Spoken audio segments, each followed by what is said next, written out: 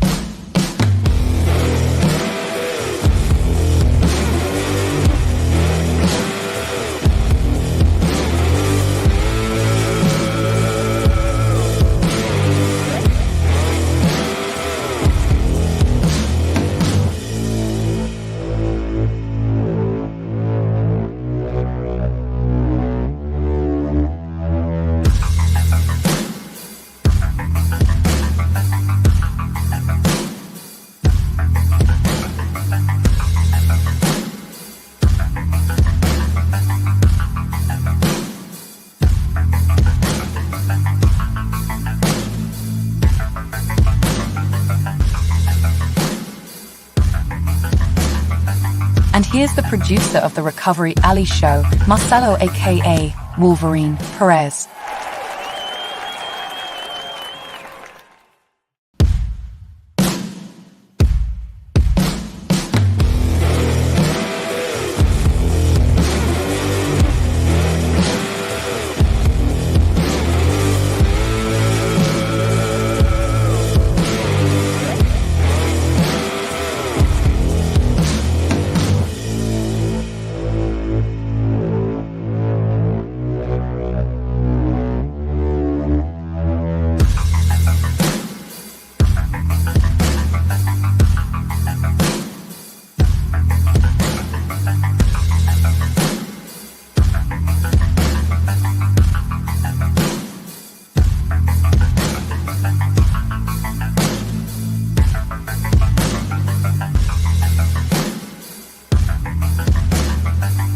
here's the producer of the Recovery Alley Show, Marcelo aka Wolverine Perez. One of them. Hey, it's Jeff with Southwest Tow Operators Recovery Alley. We're at the 2024 American Towman Tow Expo. This is the juggernaut of tow shows and trade shows. American Towman has done such a great job. They've incorporated, this is now Rec Week. So we've got Shop Expo and we've got the Tow Expo in one spot. And it's really cool how they did this, because Doc realized that American Towman realized that there's a synergy between our businesses. And while I was doing a show yesterday, I'm listening to the awards over here, and I hear a very familiar name. And I hear Down at Dino's from San Antonio, Texas, Dean Swanson. And I said, me and Dean have known each other for almost 30 years. And Dean was honored with the body shop business has got the 1,000 longest shops in business. And Dean was honored yesterday. Dean's been in business since 1989. Was given that award for one of the longest established body shops, not in Texas, in America. So I mean, so Dean, how do you feel about? I mean, when you got the call and you're going to get this award, you worked hard all your life. I mean, I remember dropping at your place at 6, 7, 8 o'clock at night, and you're still burning the midnight oil. Yeah. I'm proud of it. You know, I would have never thought that I would have been in the top 1,000 body shops, but it's a real honor, and I'm glad that they had this convention. And I've learned a lot. I come out here, I didn't know it was all about this, but they're doing a really good job here, and there's a lot going on. So I think you said you were like 111 on. So I mean, so we're talking about 1,000 shops. Yeah. And there's Dino's. At 111. I think they messed up. Yeah, you know, you got to take it when you can get it. So you've been tinkering with cars and stuff since you were a kid. I mean, we were just sitting here talking, and you know, you started painting bicycles when you were a kid. I think you just said you put the first motor on a bicycle. Yep. When you were like, how old were you? 12, 13. 12 or 13. So I asked Dean. So when did you really get into the body shop stuff, or the repairing, the paint and body? And it's a really funny story. So Dean decided he was going to take his mother's Volkswagen for a ride. And Dean, I've rolled one over too, okay? So Dean rolled over his mom's Volkswagen. And so that's basically where it all started with you and stuff, and getting into there. But I mean, you know, again, I've known you for quite a while, and you've got some of these shops that are out there that I call the big box shops. And you can go back far enough. You remember Econo Paint and Body? Oh, yeah. The old baked on $400 paint job that comes out there with all the orange peel and stuff. Oh, yeah. So I've seen Dean's work down at Dino's in San Antonio. And so we go back a little bit, because we've got a mutual friend, Jack Holbrook, that owned Jack's Paint and Body in Converse, Texas.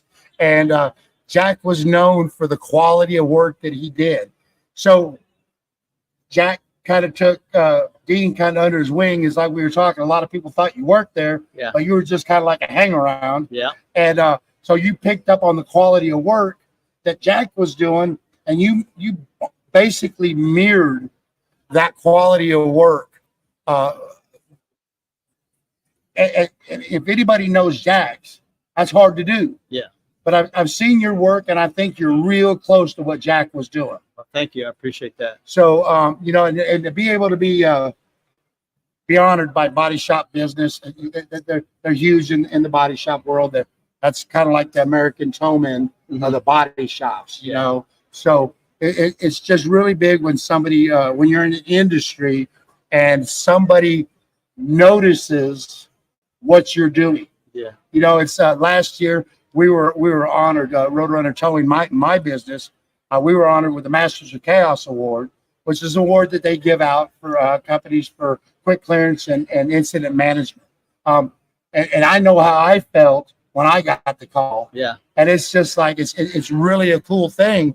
So look, we got to think about these body shops. You know, you can check out on Body Shop Business. You can get a list of these shops that are with them. Yeah. And so if you're looking for that quality body shop, you know, you might want to step away from the big box stores. Yeah. We're going to call them the big box. I'm not going to mention any names, Nope.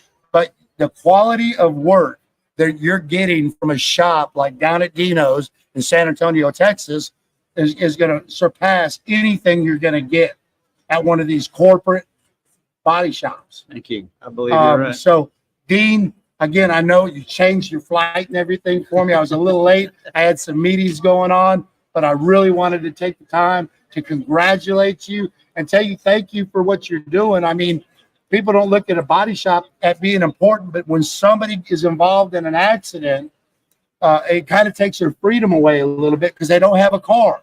So these big box stores that have these things lined up and say, well, get to your car in 4 or 5 weeks, you might want to look at a place like down at Dino's or some of these other fine establishments that are giving these awards and this recognition.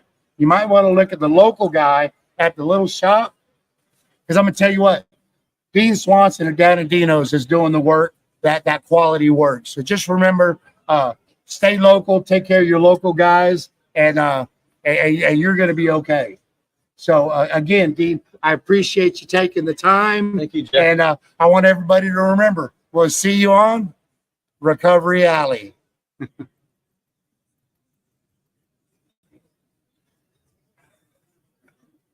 Okay. I had to plug your name a few times.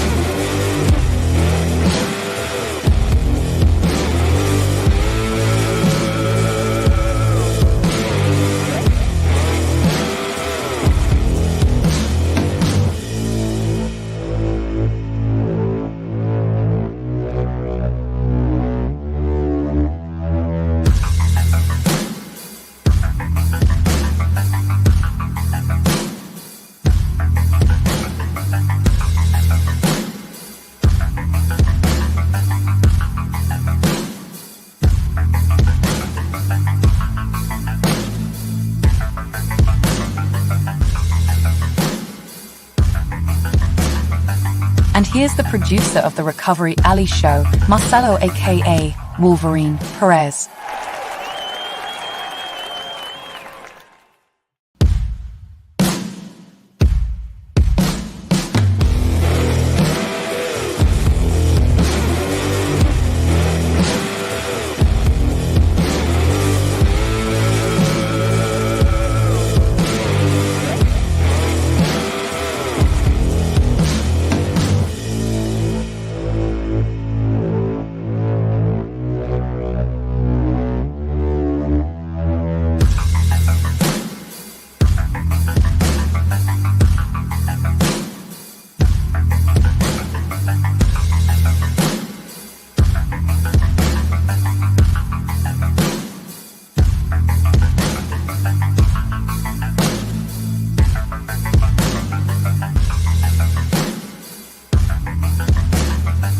And here's the producer of the Recovery Alley show, Marcelo aka Wolverine Perez.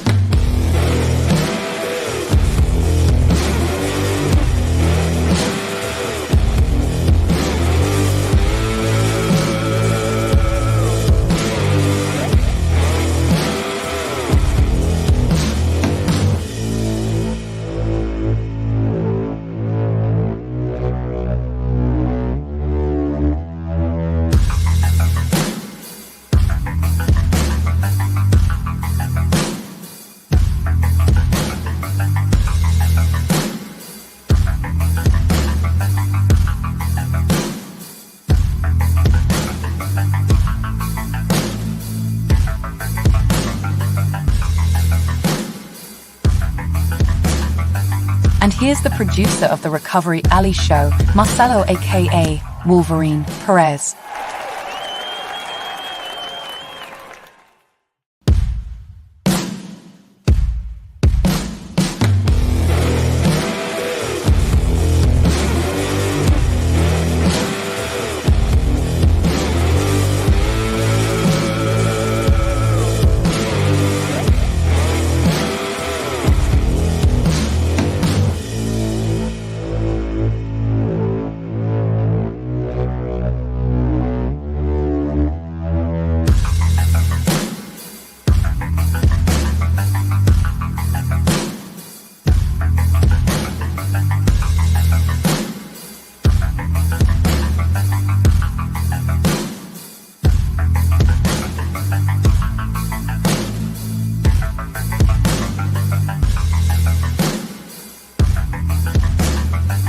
And here's the producer of the Recovery Alley show, Marcelo aka Wolverine Perez.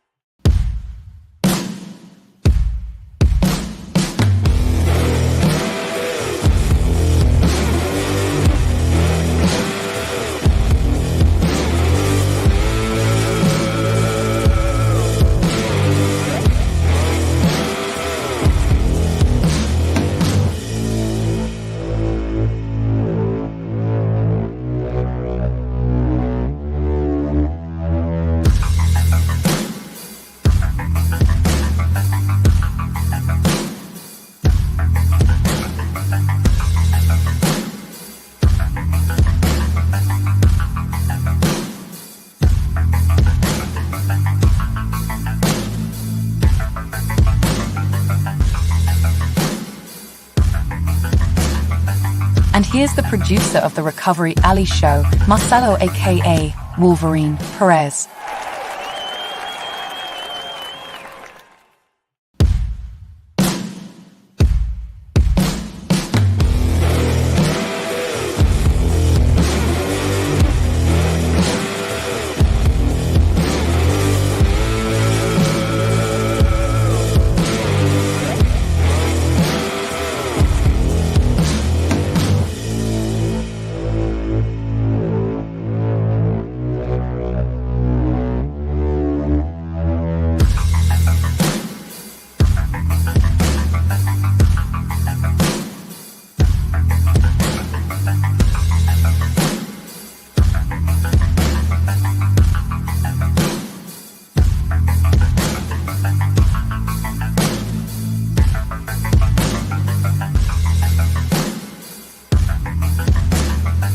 And here's the producer of the Recovery Alley show, Marcelo aka Wolverine Perez.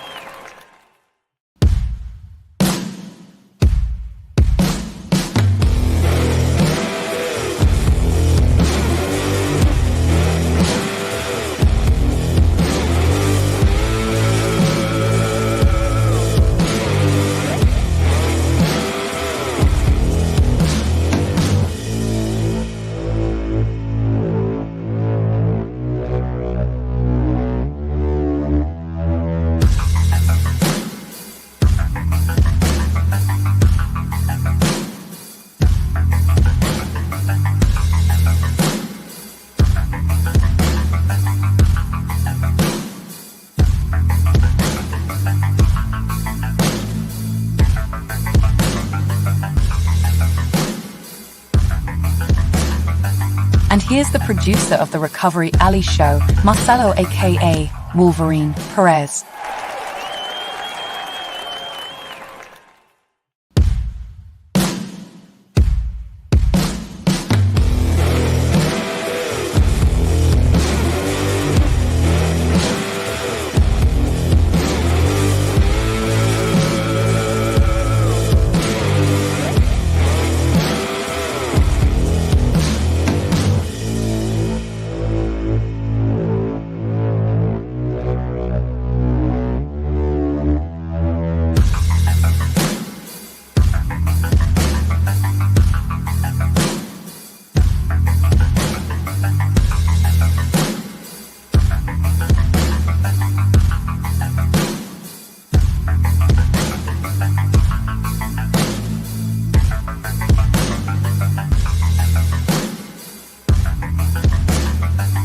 here's the producer of the Recovery Alley show, Marcelo aka Wolverine Perez.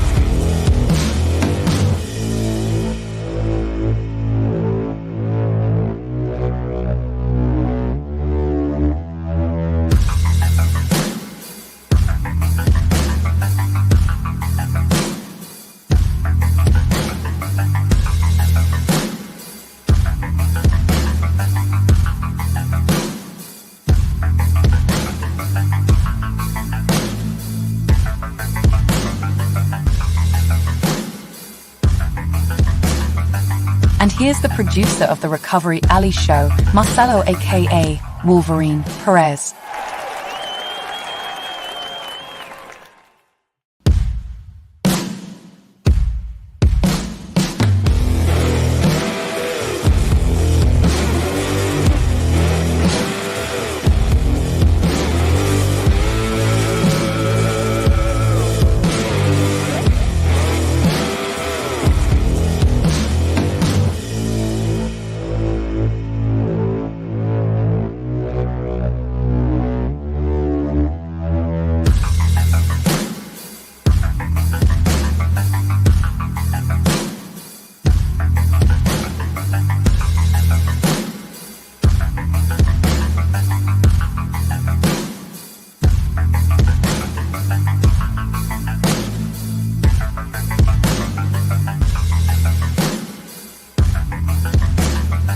And here's the producer of the Recovery Alley show, Marcelo aka Wolverine Perez.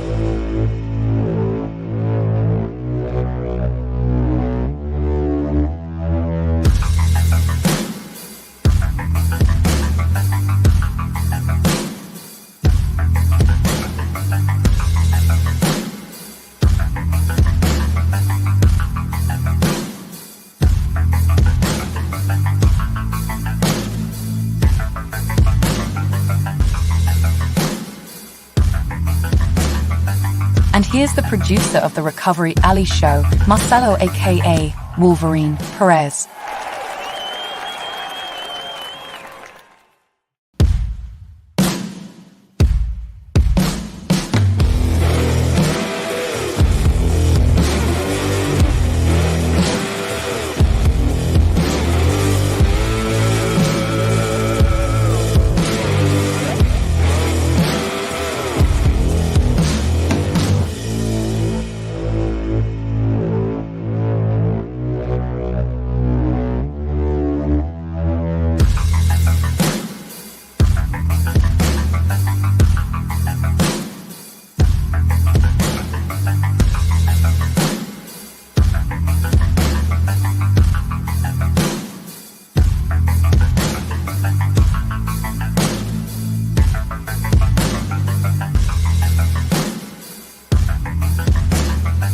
And here's the producer of the Recovery Alley show, Marcelo aka Wolverine Perez.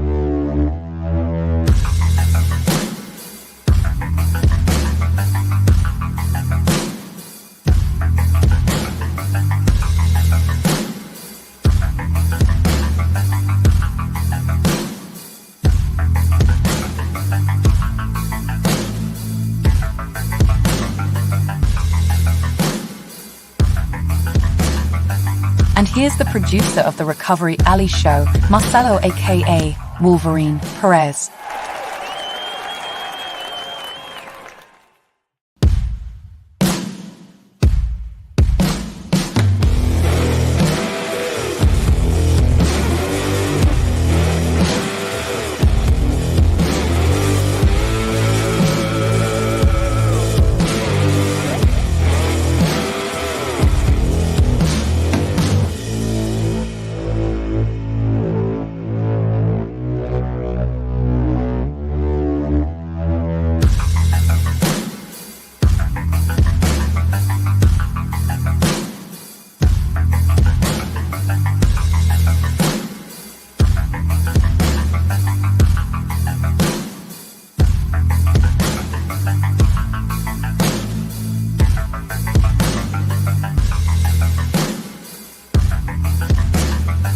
And here's the producer of the Recovery Alley Show, Marcelo aka Wolverine Perez.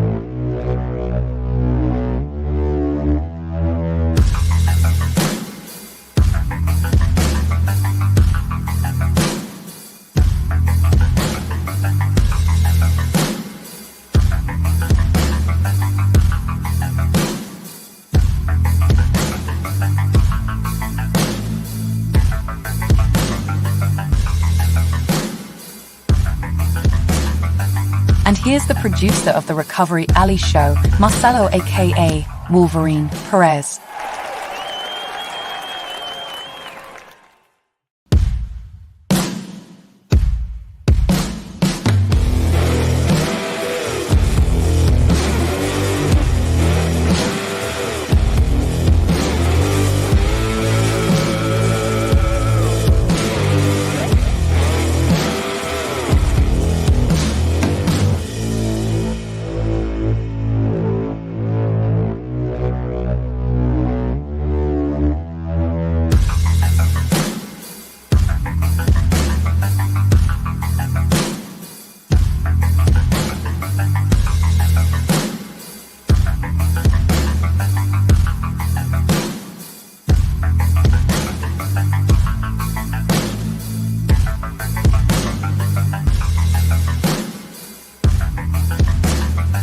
And here's the producer of the Recovery Alley Show, Marcelo aka Wolverine Perez.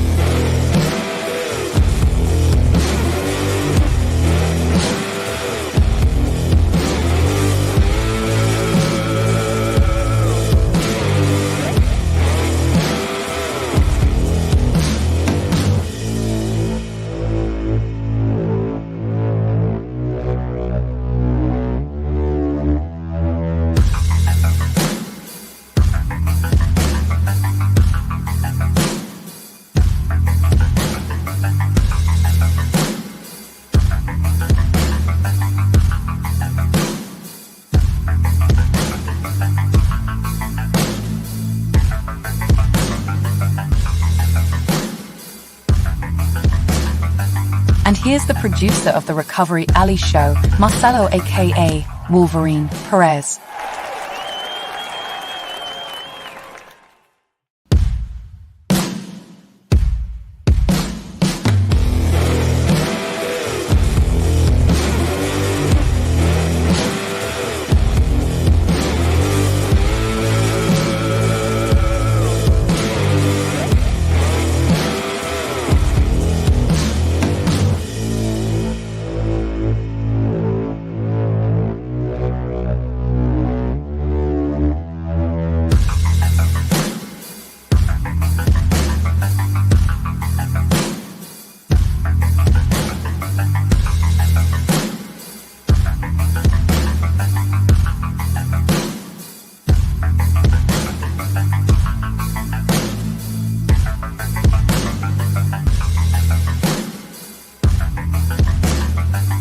And here's the producer of the Recovery Alley Show, Marcelo aka Wolverine Perez.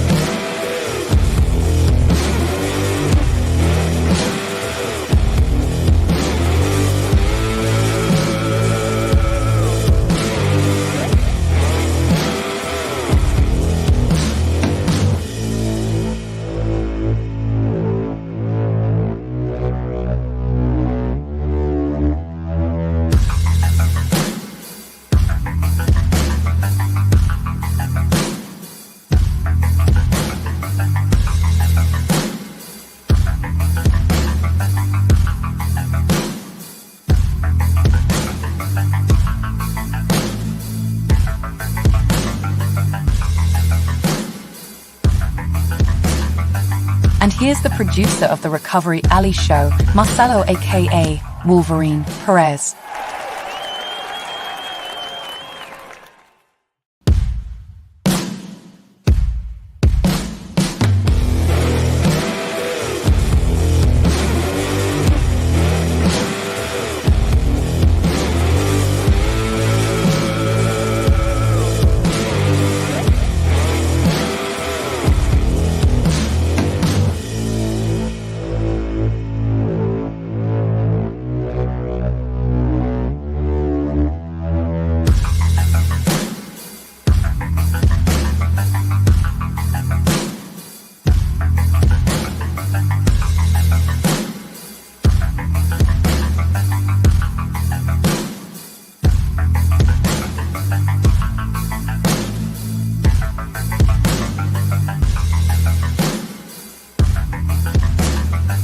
And here's the producer of the Recovery Alley Show, Marcelo aka Wolverine Perez.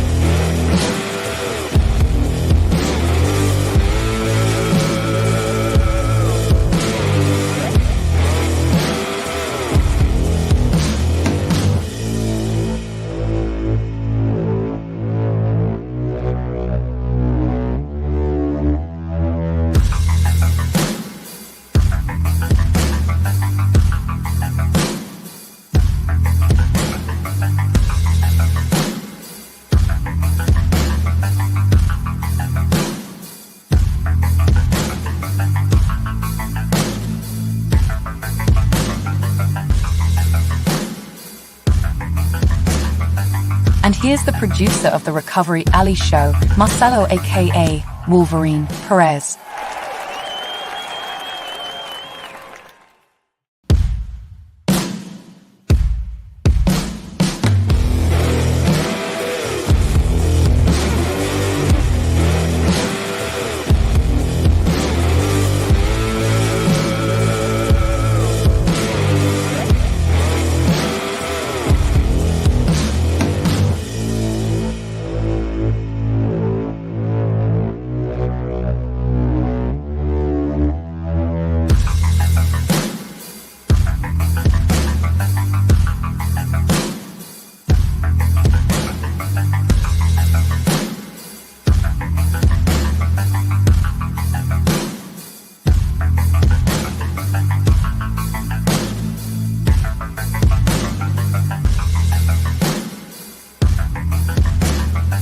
And here's the producer of the Recovery Alley Show, Marcelo aka Wolverine Perez.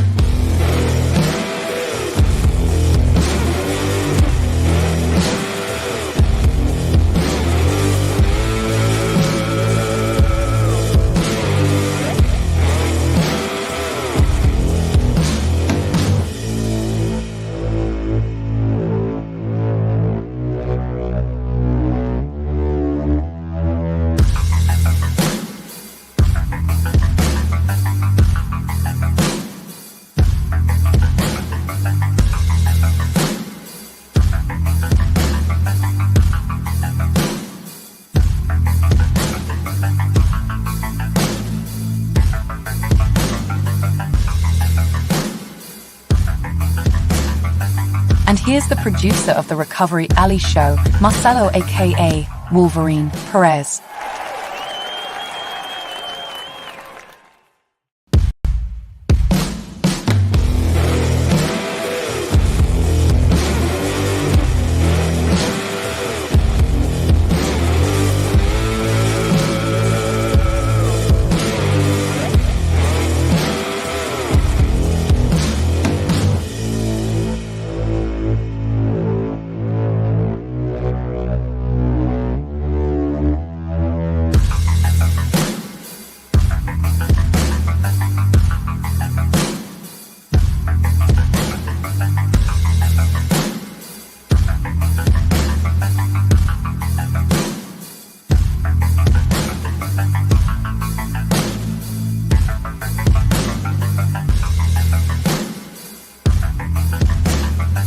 And here's the producer of the Recovery Alley Show, Marcelo aka Wolverine Perez.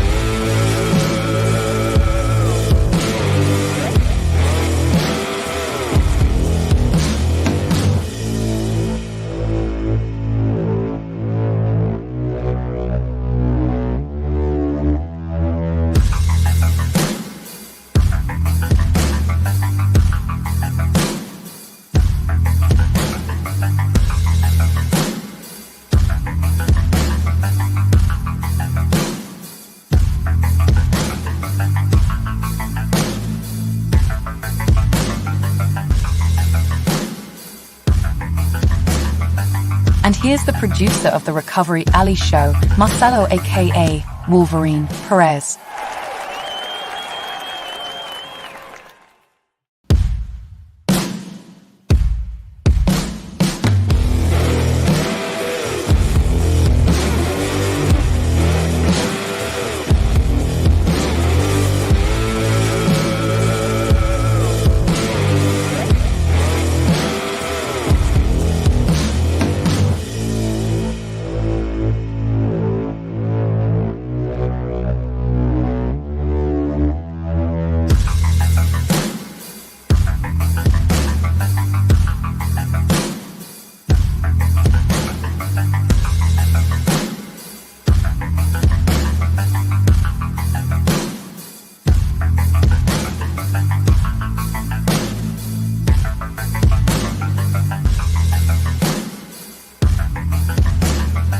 And here's the producer of the Recovery Alley Show, Marcelo aka Wolverine Perez.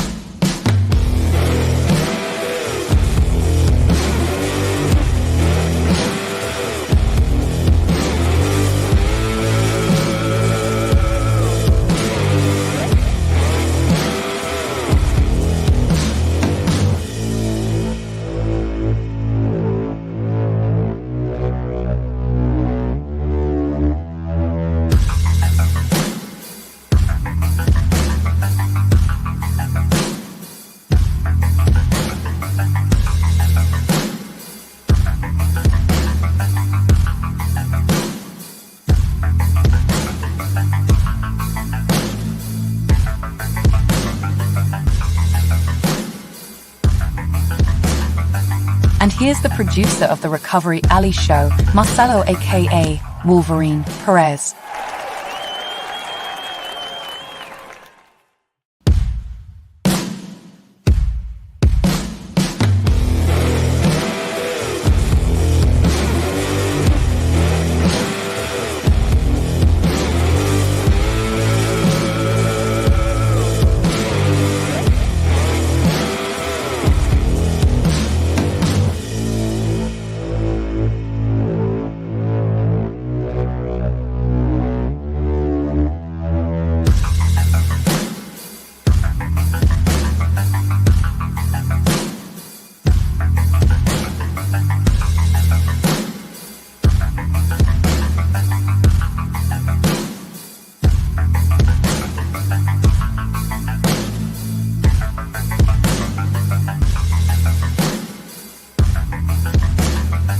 And here's the producer of the Recovery Alley show, Marcelo aka Wolverine Perez.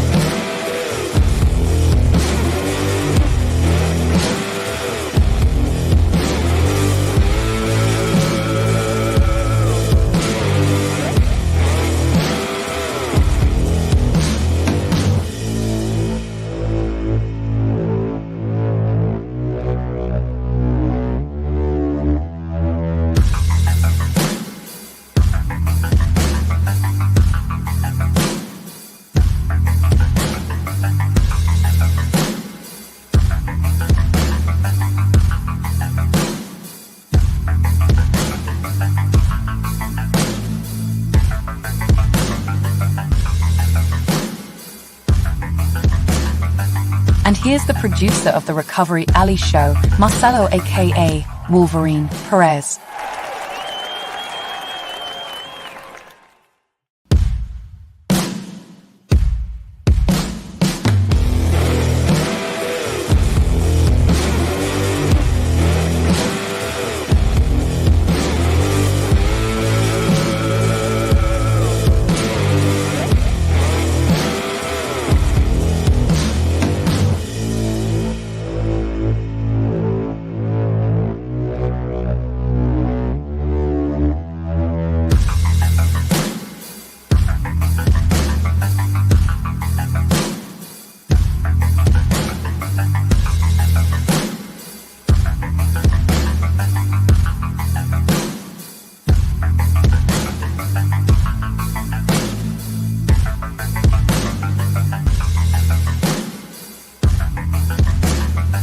And here's the producer of the Recovery Alley show, Marcelo aka Wolverine Perez.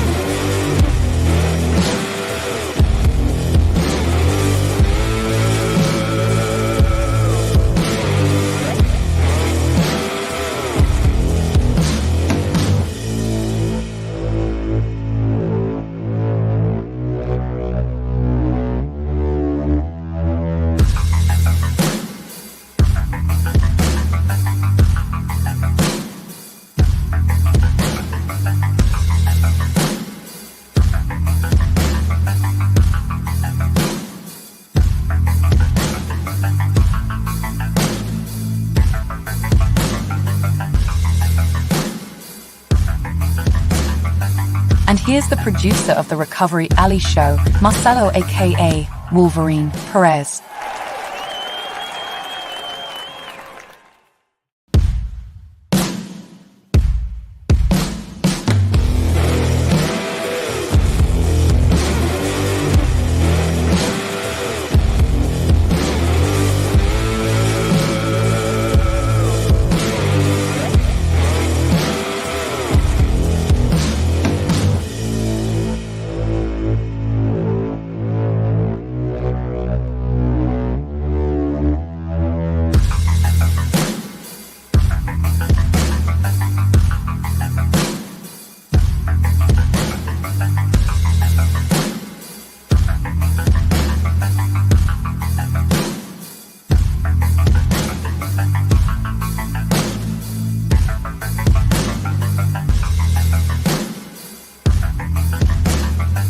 And here's the producer of the Recovery Alley show, Marcelo aka Wolverine Perez.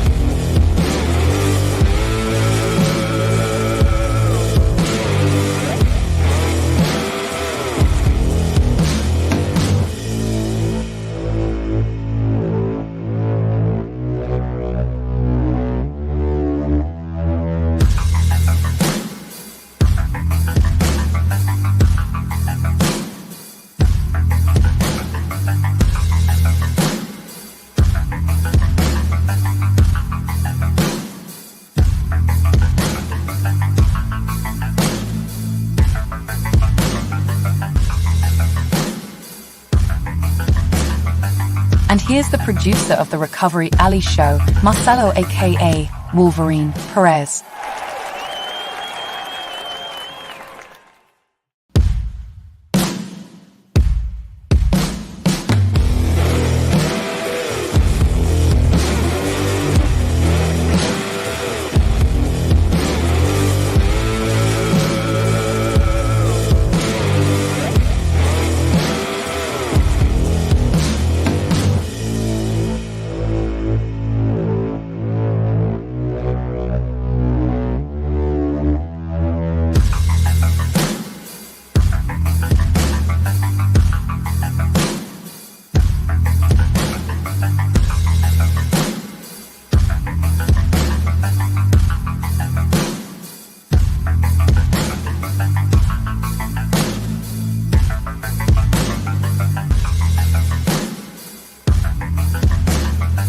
And here's the producer of the Recovery Alley Show, Marcelo aka Wolverine Perez.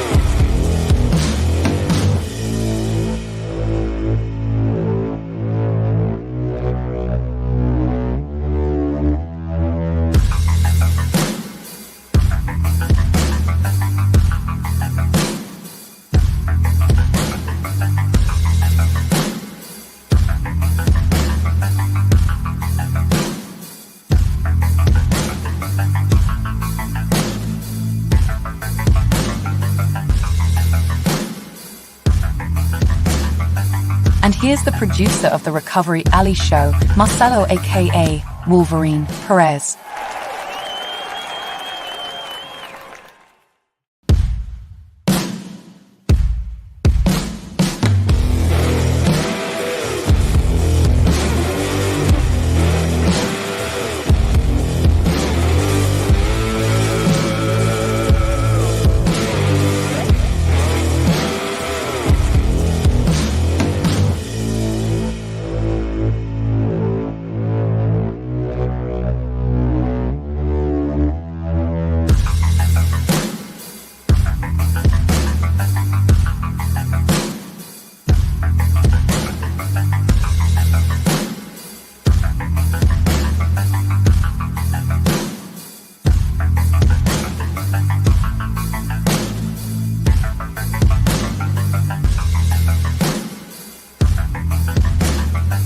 And here's the producer of the Recovery Alley Show, Marcelo aka Wolverine Perez.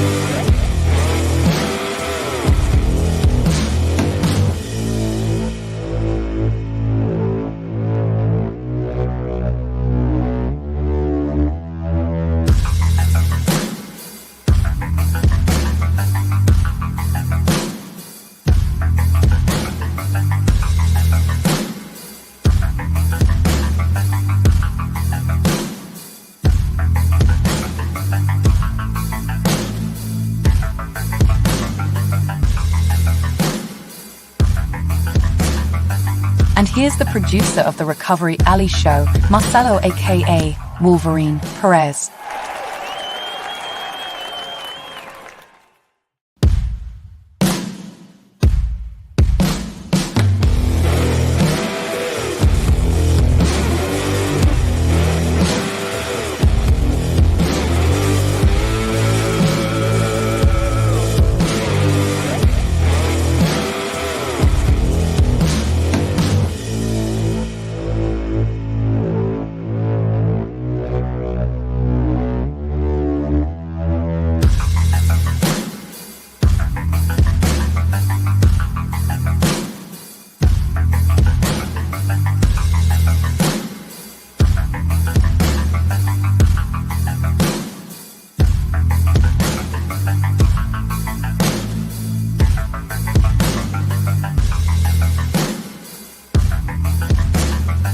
And here's the producer of the Recovery Alley Show, Marcelo aka Wolverine Perez.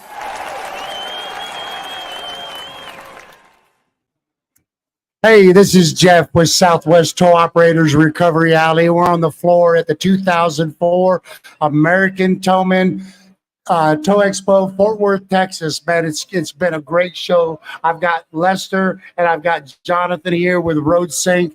A little bit about RoadSync. They're a payment platform that a lot of us out there in the industry are using. It's a solid, secure platform. I've noticed now that we've got two-factor authentication. We do. Just another layer to protect us as using the processing and stuff. So we've got a lot of good stuff with technology and stuff in the towing industry. And I guess about 2 years ago, talk about some stuff. Yep. And it's been a long road. The big thing is we want to keep security in everything we're doing, right? So you've got a 3-tier security system. Everything's real secure. So we were just missing one thing. So we've got another great platform that a lot of us are using out there, and that's the Towbook management system. I'm sure a lot of y'all are using Towbook for your dispatching. It's another good platform. Crosses QuickBooks, the whole 9 yards. It's integrated with a lot of motor clubs. So we've been waiting for this for a long time, and Towbook and RoadSync are going to make it real easy for us, folks. Towbook and RoadSync have now integrated, and it's going to make the payment process go so much easier. I know with dispatchers and people that are handling the processing, not really complaining too much, but you had to go through and you had to do your RoadSync, and then you got to put everything in Towbook. So tell us a little bit about how this is going to work. Yeah, thank you, Jeff. Thank you for the introduction. Lester with RoadSync, Senior Vice President of Sales. We are extremely excited about this integration. A lot of our customers have been asking for this. Towbook is, especially you, Jeff, thank you for your business. Basically, Towbook is one of the top dispatching softwares in the industry. RoadSync is a payment platform that's industry specific. So it made a lot of sense for us to work together, right? Ideally, we do have kind of, a best-in-class transaction where we offer hardware, but we really specialize in card-not-present transaction, right? And that's where we see most of the friction in the market, meaning, you guys are out on the road, basically you're taking, your drivers are, putting in work orders, and they're doing this sometimes either via the phone or, they're doing it through our checkout app, right? Yeah. We added 2-step authentication, which is 3DS, meaning there's an additional check, right, that goes alongside. We enroll your company. Now that 2-factor authentication comes in after it's a payment of over $1,000, correct? No. Any amount. Any amount. Any amount. And what we're doing is we're just making sure that we kind of lower your exposure when it comes down to kind of friendly fraud. With chargebacks, we see a trend where customers are disputing and they're claiming friendly fraud, meaning this is my spouse's card. I didn't do the transaction. 3DS basically eliminates all of that, if it makes sense, right?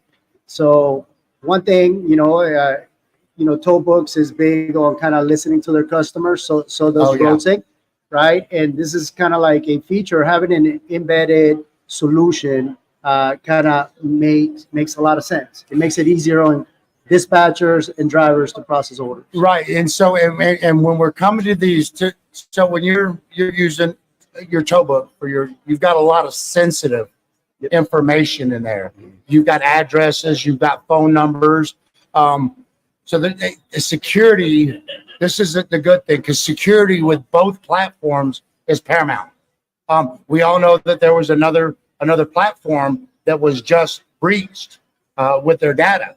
And with Towbooks, just like RoadSync, they're continuously trying to penetrate that system to find out if there's a hole. Yep. So it's important for us to make sure that our customers' information is safe. and we've been waiting a long time. I know Jonathan's probably got tired of me and Mark. He's Never. like, hey, when is this going to go? When is this going to go? And it's kind of been like a little kind of top secret until they could get all the, they wanted to be able to secure your security when it integrated. So it's going to be as simple as this.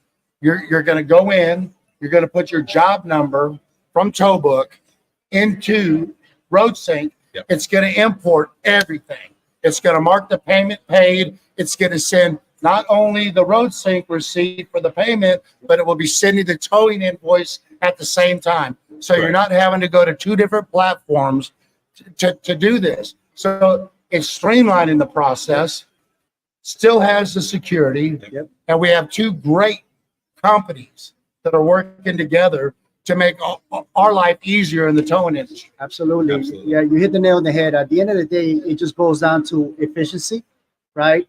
You know, and that's going to cut a couple steps. Two, you know, one thing that we do is we'll get your money to you faster. So, and then in addition to that, we'll help you retain more, because more of that. Because one So thing that I've been a customer of y'all since 2020, 2021, somewhere around in there, 2021. And what I've noticed with my business, and probably a lot of y'all out there also that are using RoadSync, is my chargebacks. Now, I've had a couple, and y'all helped out to get the stuff cleared up, because if you do what you're supposed to do, you're going to be able to defend yourself in that chargeback. But since 2021, I've had Maybe three. maybe three chargebacks that we got taken care of. So you've got a couple of things here. We talk about customer service. I guarantee you, when you've got your salesperson from RoadSync, which I deal with Jonathan. I'm not supposed to be anymore, but I just can't get away from the guy. When you call and you've got a problem, these guys are on it right then. Yep. The same thing with Towbook, whether you call in or whether you're just going through the chat, you get your answers and your resolutions really quick.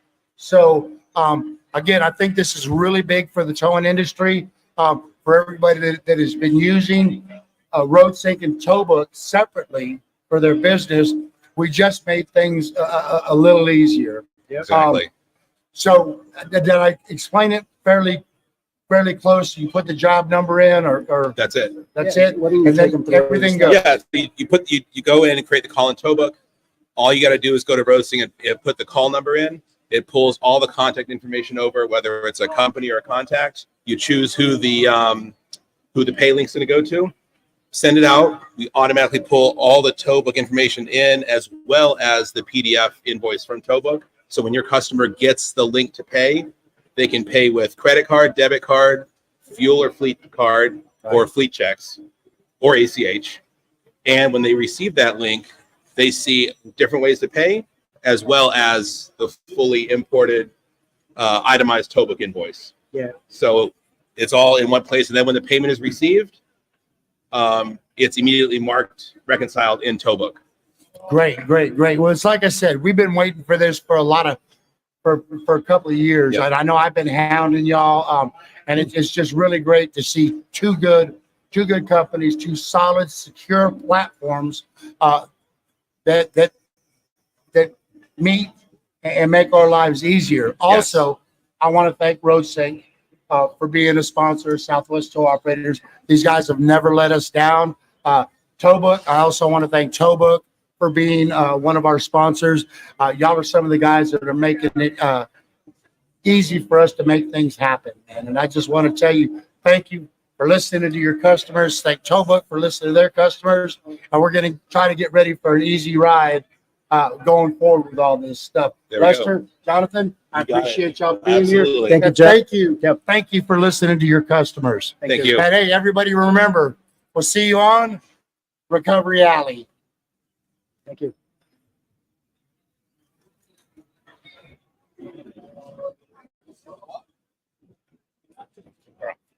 Thanks, Jeff, man. Thanks, Jeff.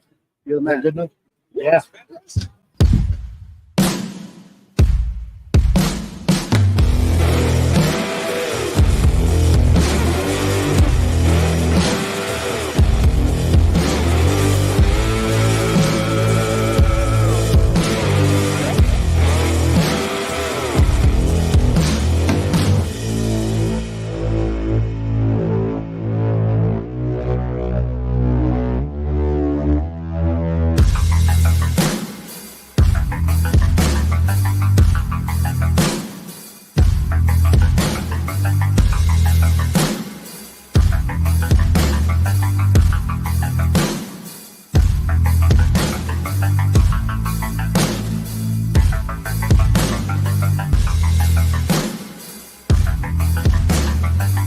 And here's the producer of the Recovery Alley show, Marcelo aka Wolverine Perez.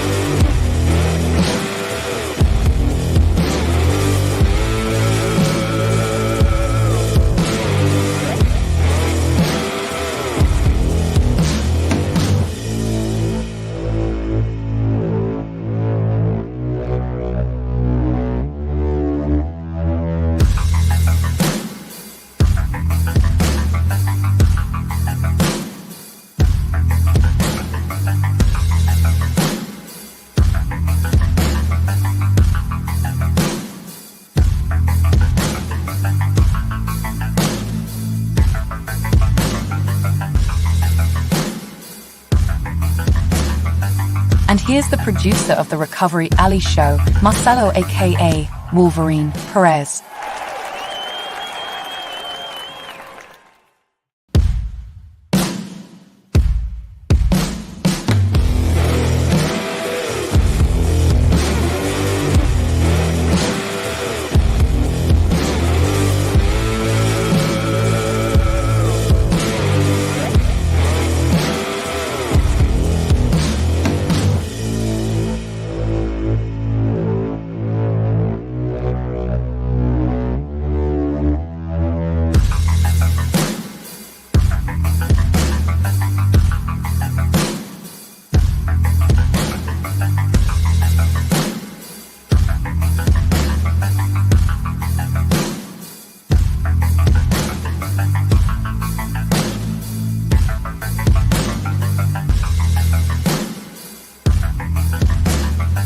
And here's the producer of the Recovery Alley show, Marcelo aka Wolverine Perez.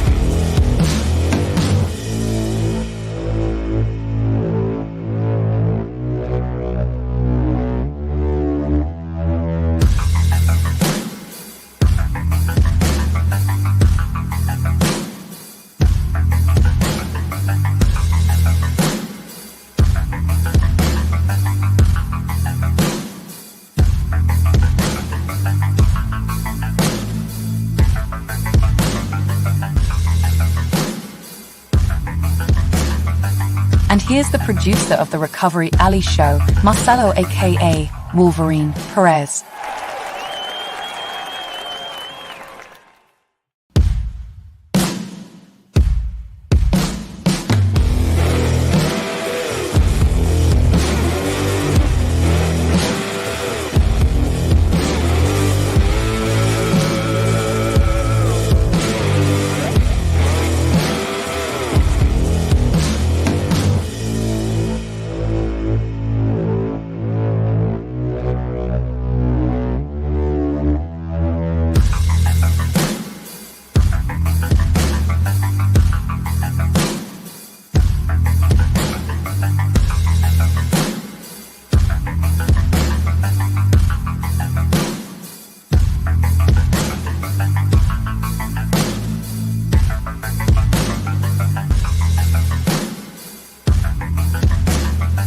And here's the producer of the Recovery Alley show, Marcelo aka Wolverine Perez.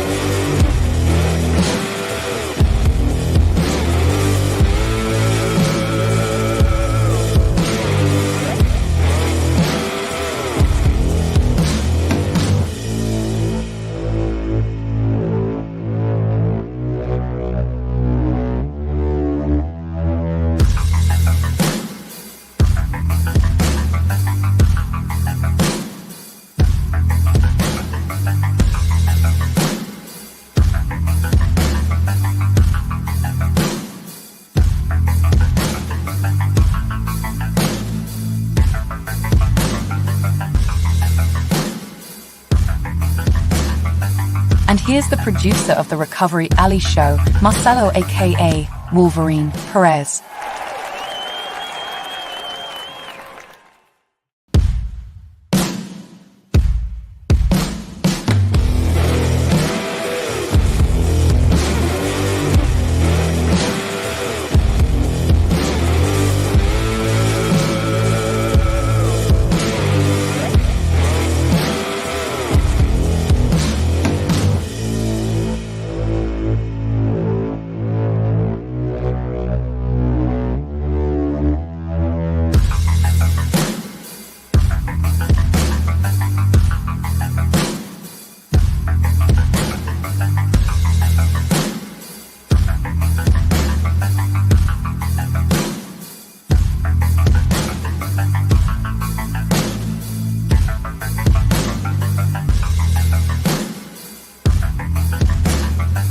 And here's the producer of the Recovery Alley show, Marcelo aka Wolverine Perez.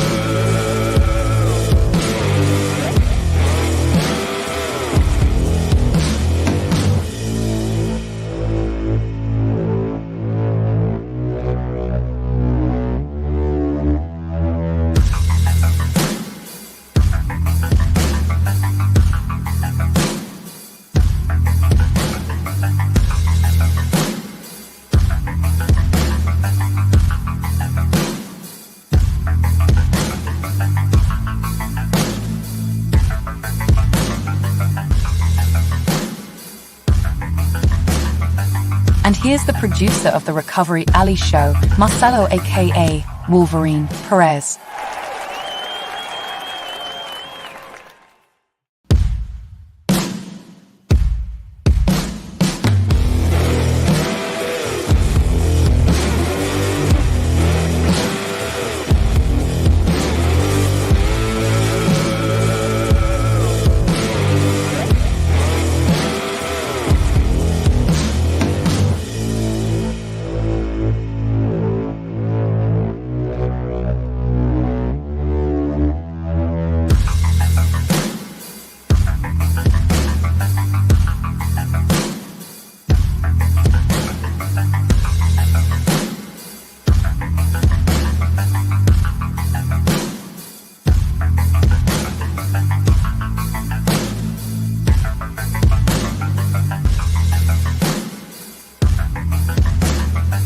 And here's the producer of the Recovery Alley show, Marcelo aka Wolverine Perez.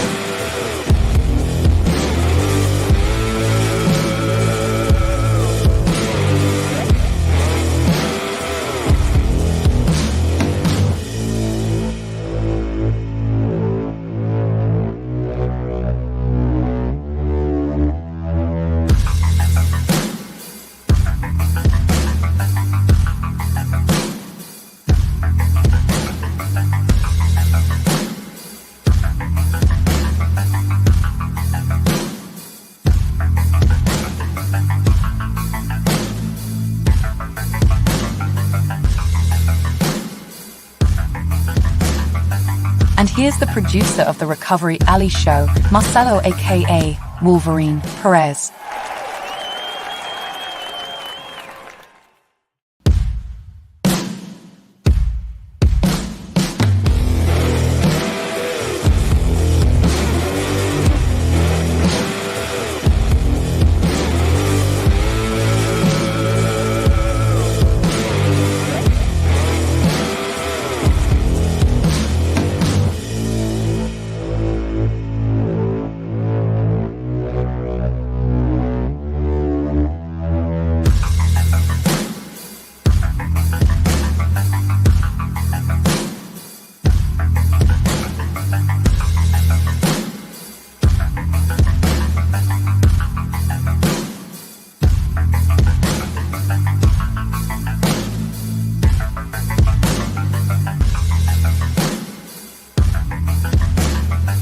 And here's the producer of the Recovery Alley Show, Marcelo aka Wolverine Perez.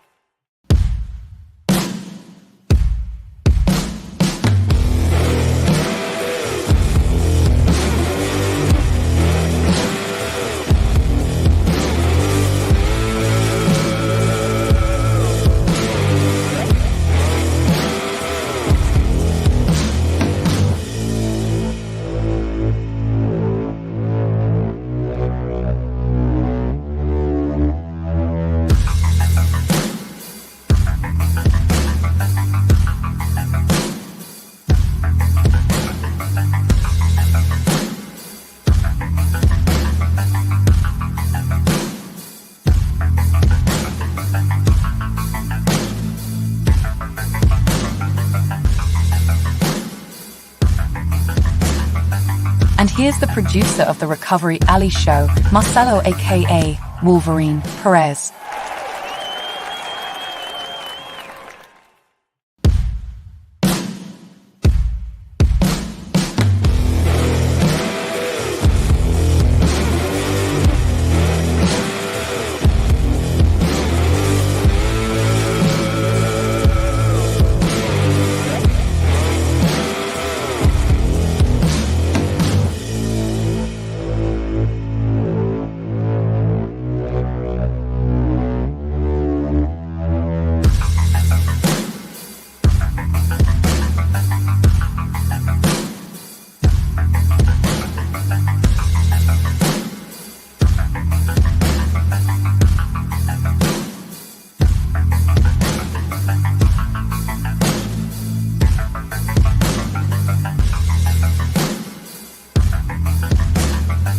And here's the producer of the Recovery Alley Show, Marcelo aka Wolverine Perez.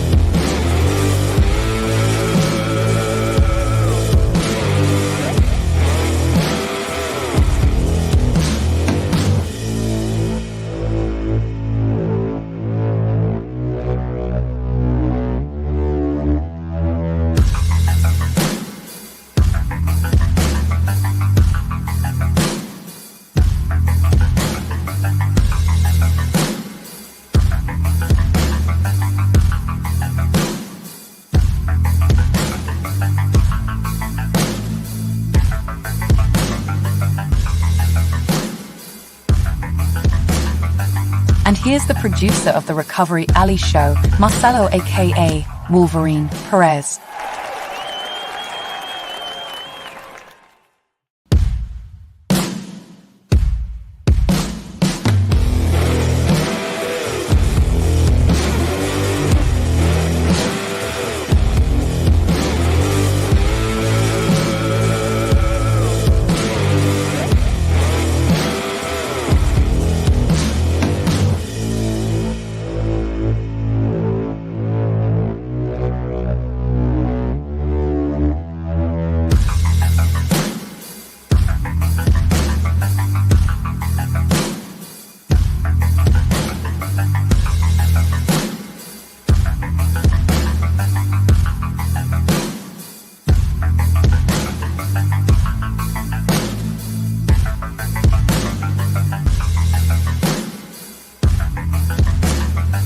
And here's the producer of the Recovery Alley Show, Marcelo aka Wolverine Perez.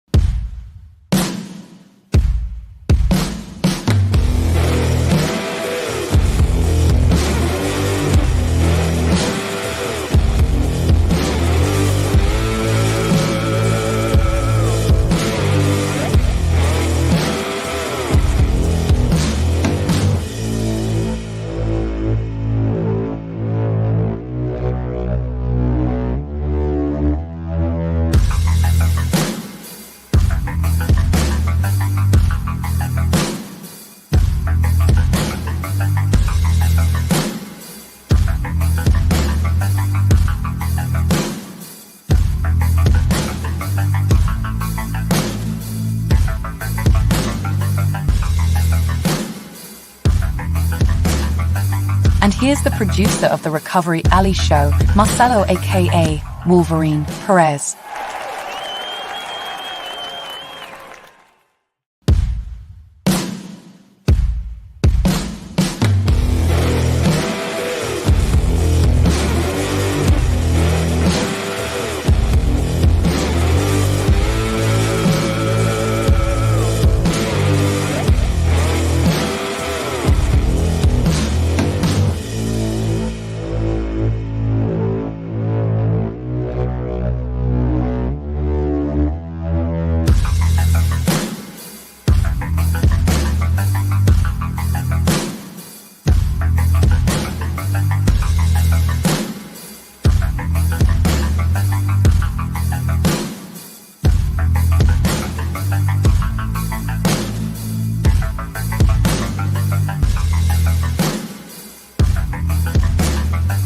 And here's the producer of the Recovery Alley Show, Marcelo aka Wolverine Perez.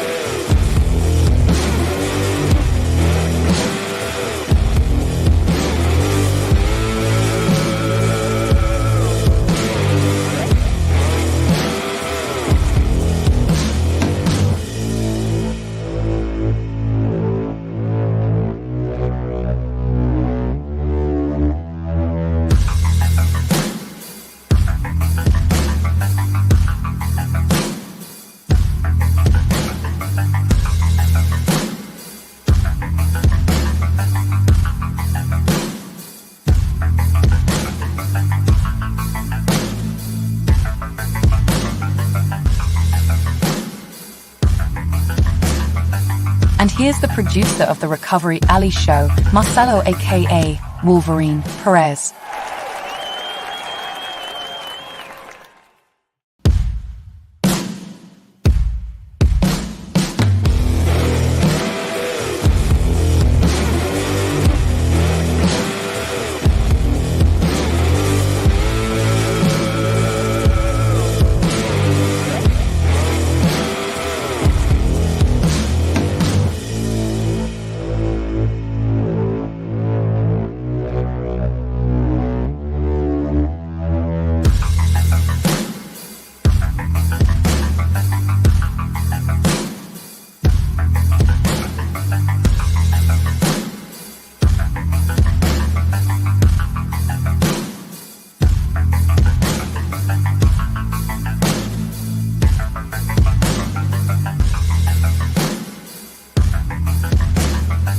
And here's the producer of the Recovery Alley Show, Marcelo aka Wolverine Perez.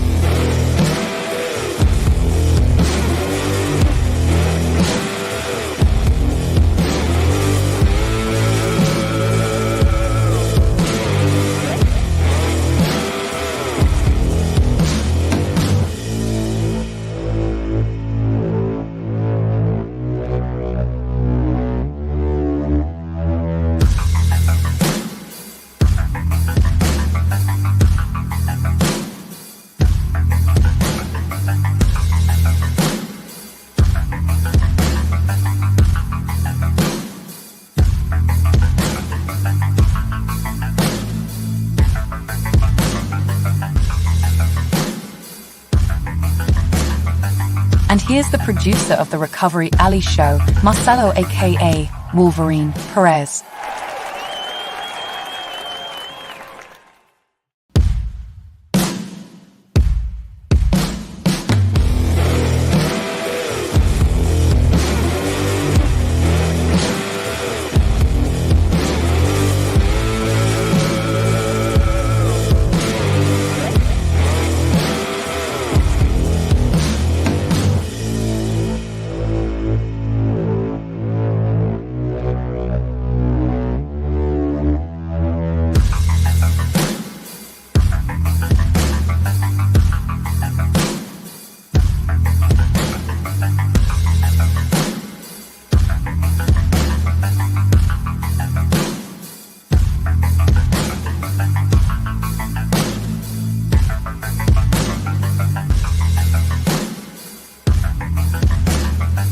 And here's the producer of the Recovery Alley Show, Marcelo aka Wolverine Perez.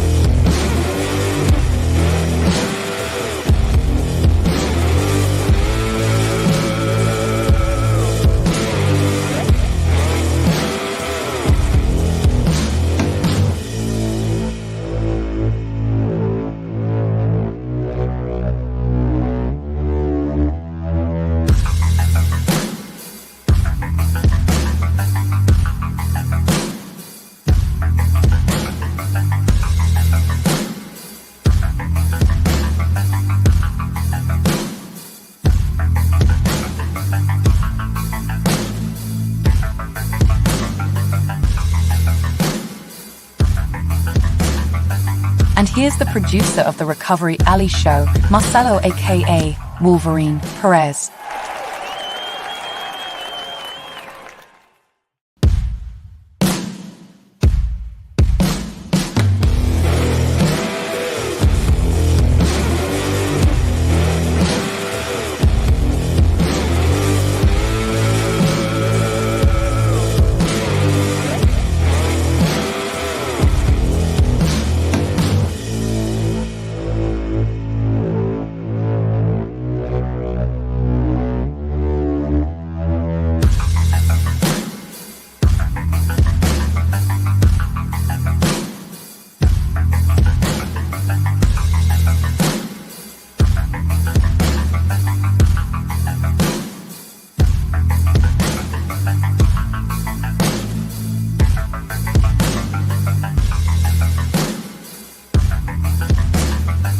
And here's the producer of the Recovery Alley Show, Marcelo aka Wolverine Perez.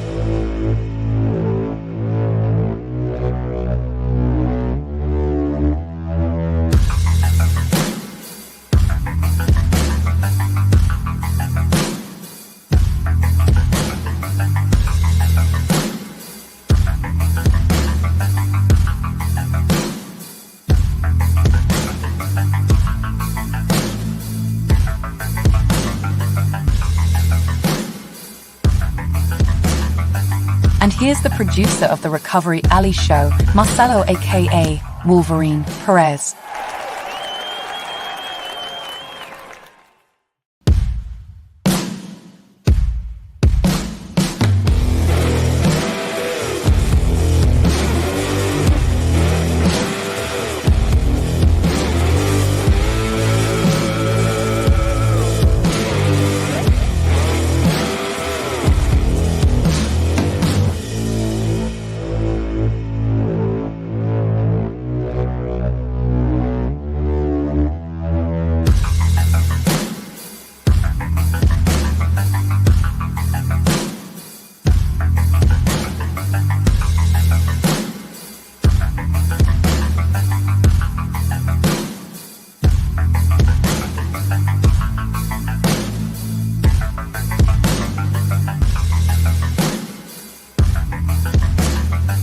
And here's the producer of the Recovery Alley Show, Marcelo aka Wolverine Perez.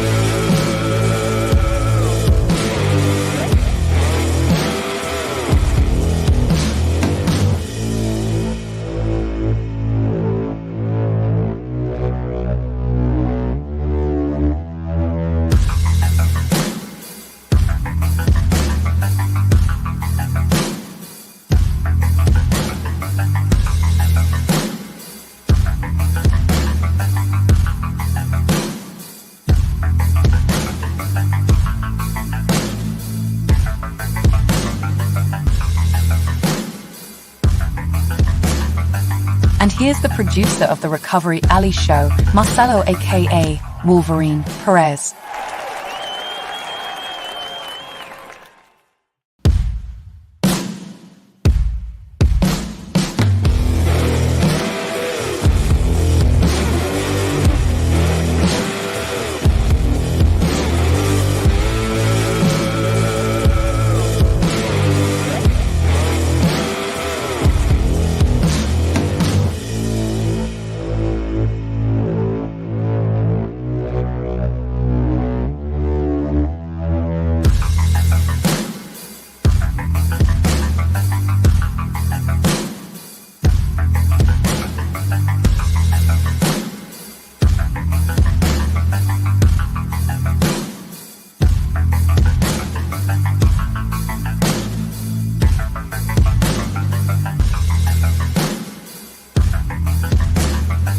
And here's the producer of the Recovery Alley Show, Marcelo aka Wolverine Perez.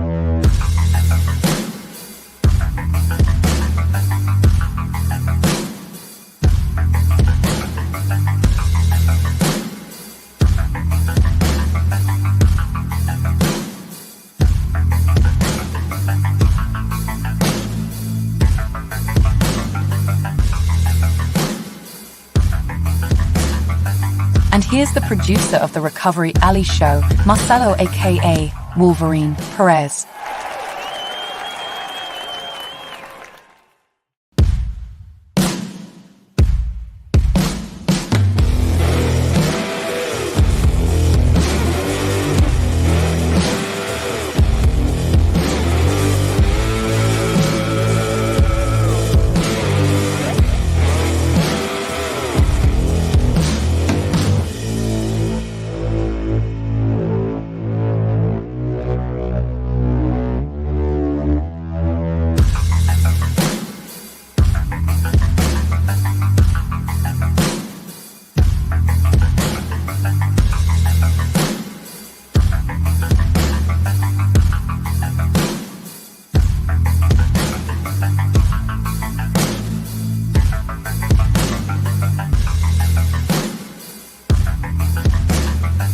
And here's the producer of the Recovery Alley Show, Marcelo aka Wolverine Perez.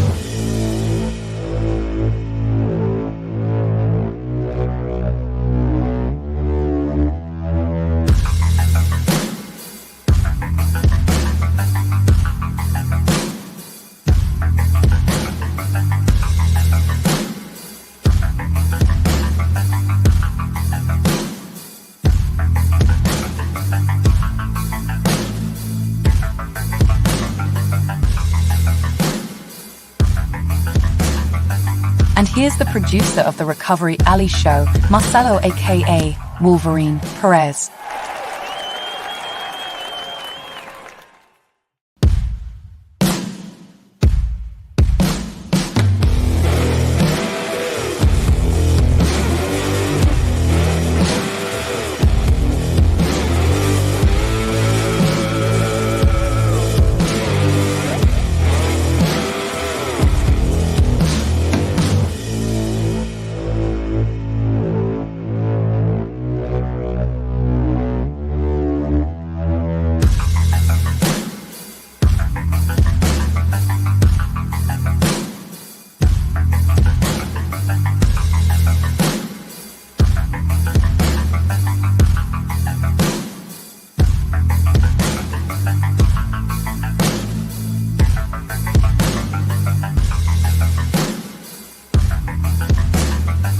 And here's the producer of the Recovery Alley Show, Marcelo aka Wolverine Perez.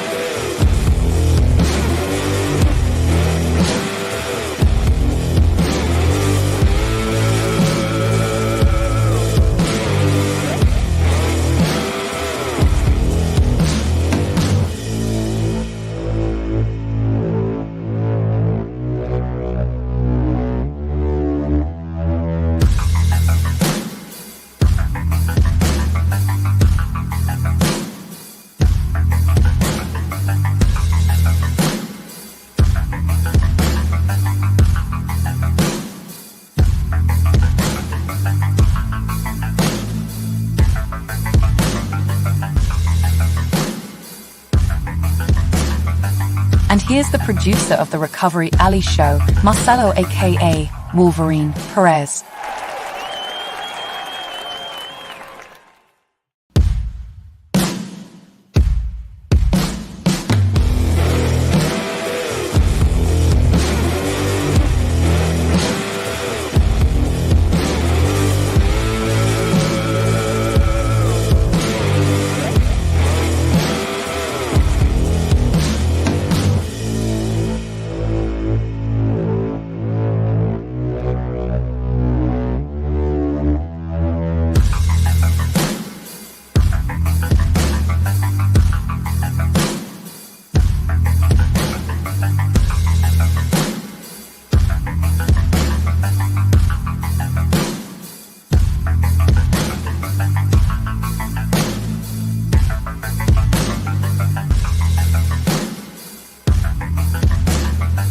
And here's the producer of the Recovery Alley Show, Marcelo aka Wolverine Perez.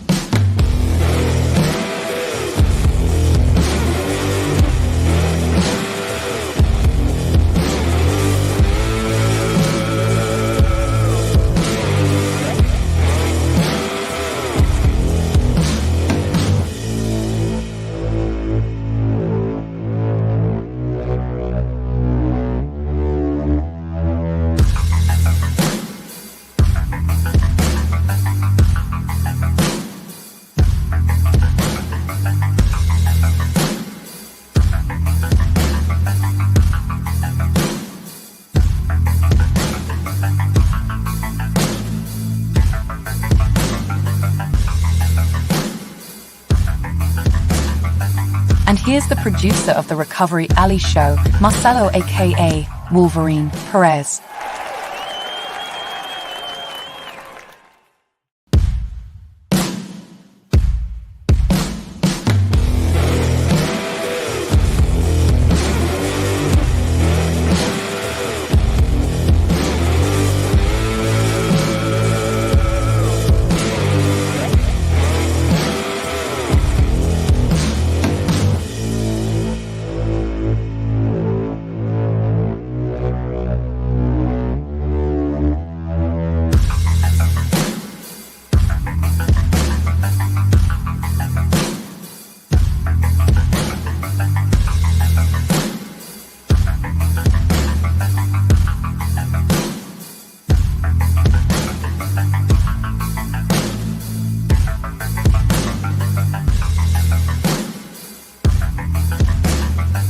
And here's the producer of the Recovery Alley Show, Marcelo aka Wolverine Perez.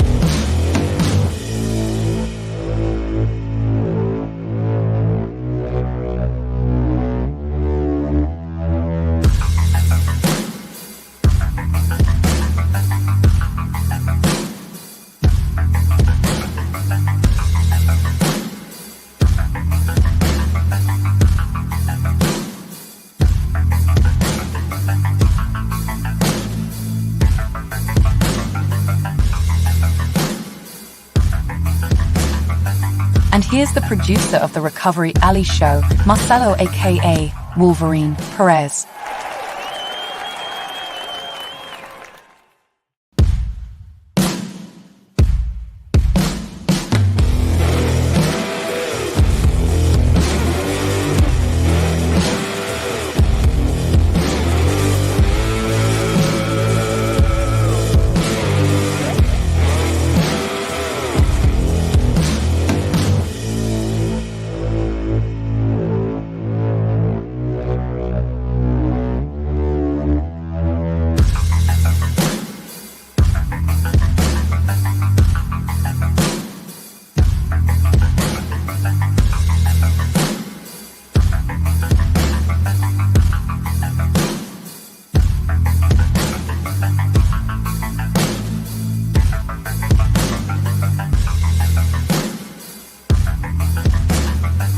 And here's the producer of the Recovery Alley Show, Marcelo aka Wolverine Perez.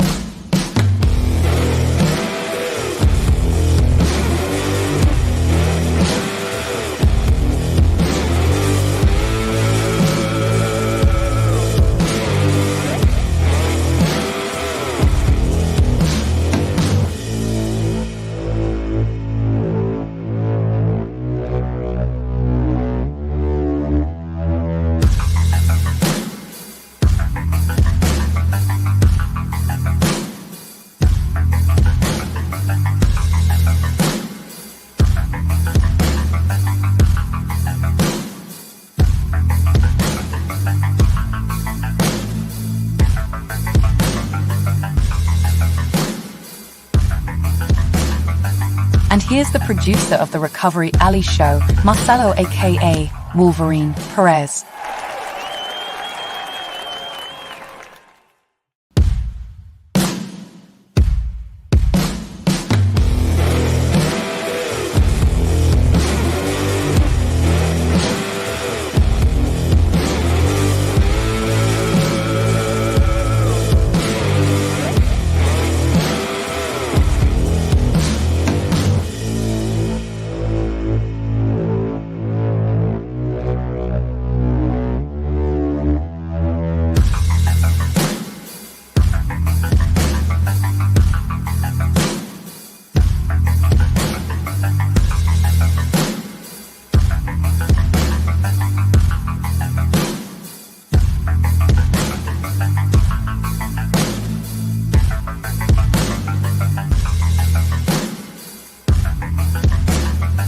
And here's the producer of the Recovery Alley Show, Marcelo aka Wolverine Perez.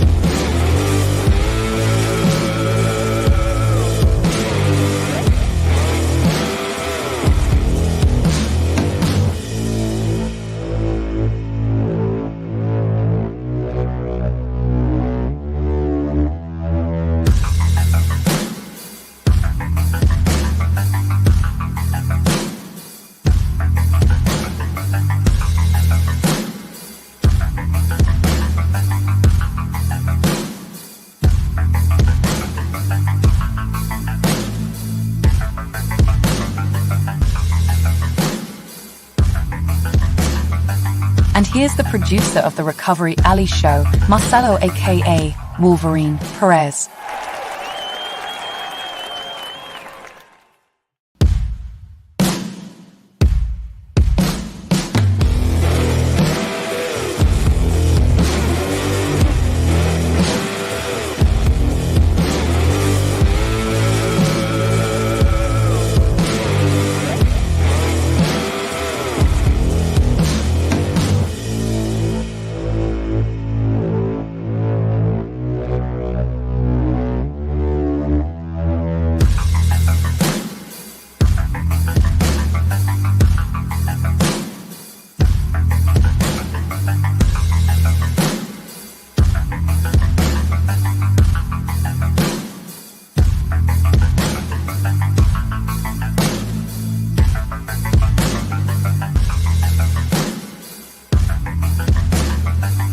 here's the producer of the Recovery Alley Show, Marcelo aka Wolverine Perez.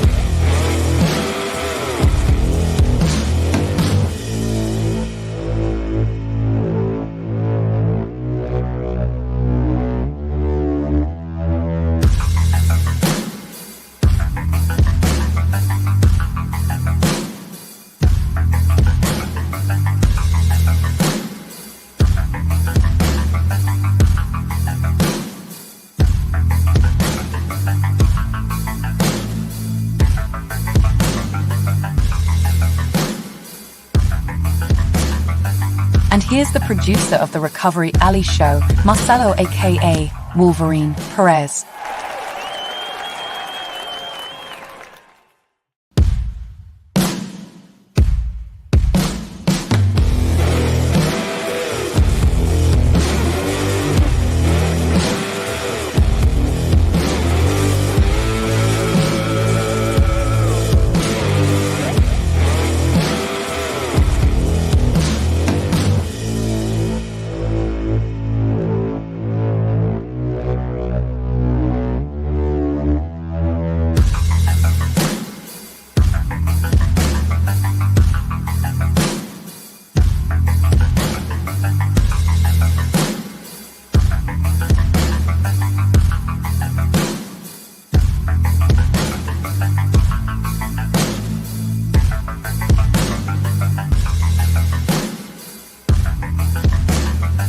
And here's the producer of the Recovery Alley Show, Marcelo aka Wolverine Perez.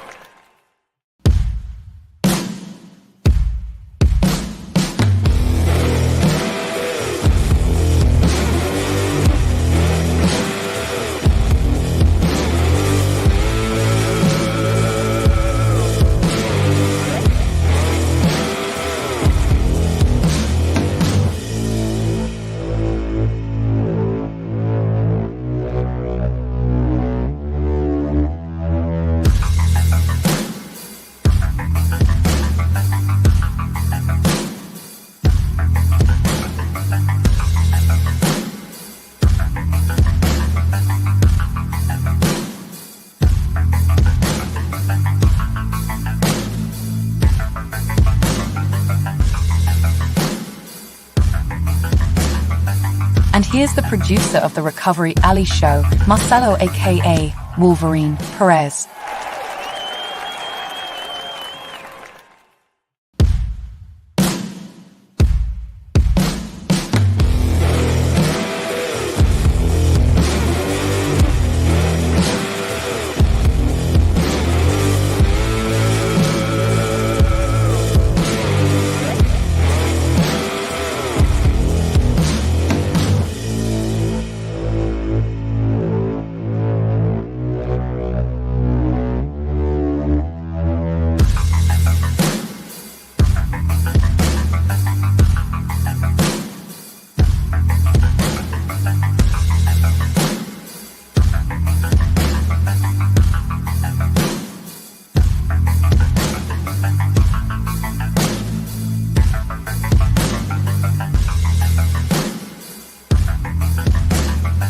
And here's the producer of the Recovery Alley Show, Marcelo aka Wolverine Perez.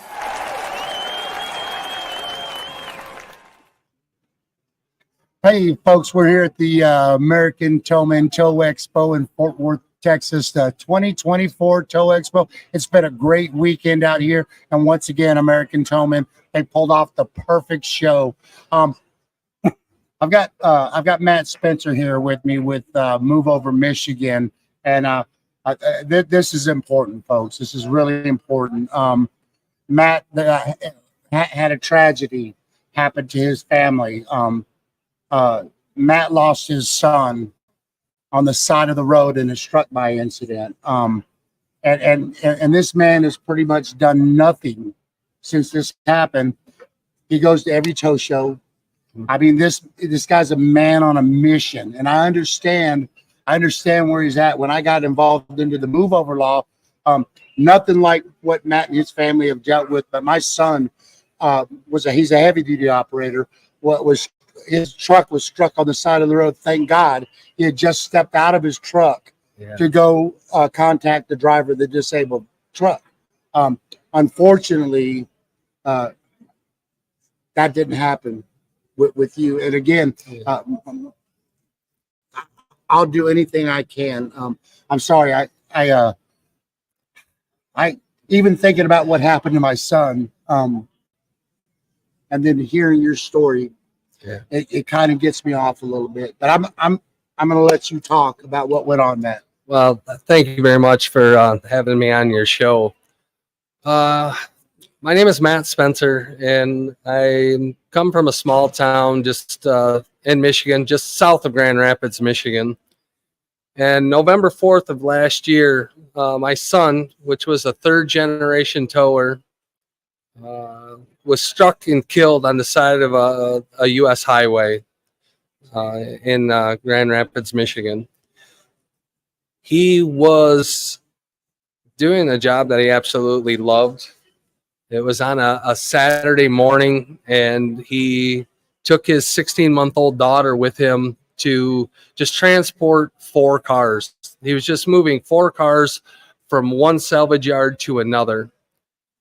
And for some reason, Keegan that day pulled off on the turnaround that goes from one side of the freeway to the other where it says emergency vehicles only. We do not know why he pulled into that area. But I know he knew he was safe there. And a young 18-year-old driver that made a huge mistake was going too fast, and instead of rear-ending the car in front of him, he took an evasive action, turned left, and struck and killed Keegan at a high rate of speed. We, as towers, we get complacent, and we get used to that danger. It's always in the back of our mind. Yes. Those cars buzzing by us, the hair on our neck that stands up when the cars hit the rumble strips. Oh, yeah. We go through that every day, and I just know we get complacent. We know that driver going 80 miles an hour could go 2 to 3 feet away from us, and most of the time it's okay. But you know, Matt, this is what really gets me is I honestly, and I hate to say this, I honestly think that the majority of the motoring public does not care about us. So nobody worries about a tow truck or tow truck operator until they need a tow truck. absolutely. So I did a spot with a news crew one time, and we did it on the highway.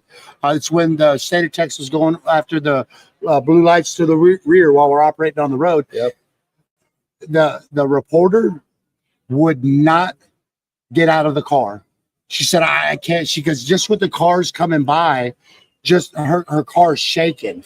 And so people can't imagine what it's like sitting on the side of the road, trying to watch traffic, trying to get your job done. Yeah. Well, and what I have found through this whole process is even the government people that are out to protect us in Michigan, the MyOSHA, they cannot regulate the work environment of a tower. Well, There's no one that's watching out for the safety of a tower on the side of the they're road. probably not going to send their people out on the highway to do it. Correct. But guess what? We're out there every day fighting the white line. It's like a real life game of Frogger. Absolutely.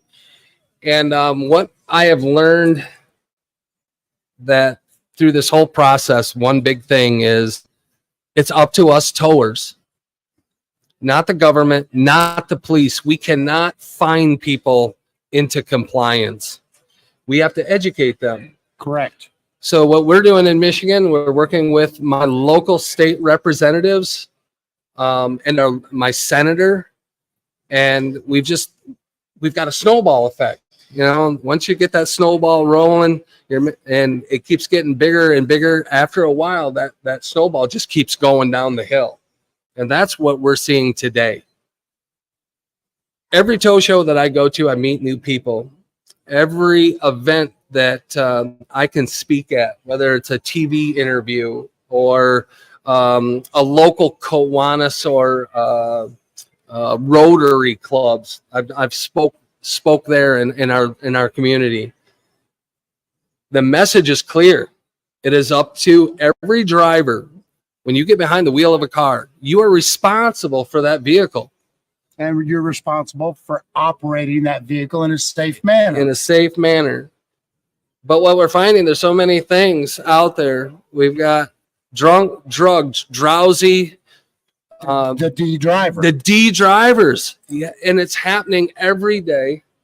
But if we change this culture, we towers have to change the culture of the motoring public by educating them about what we go through on the side of the road. Yeah, because we've got, that's one of the hardest jobs, is to change driver behavior. It's tough.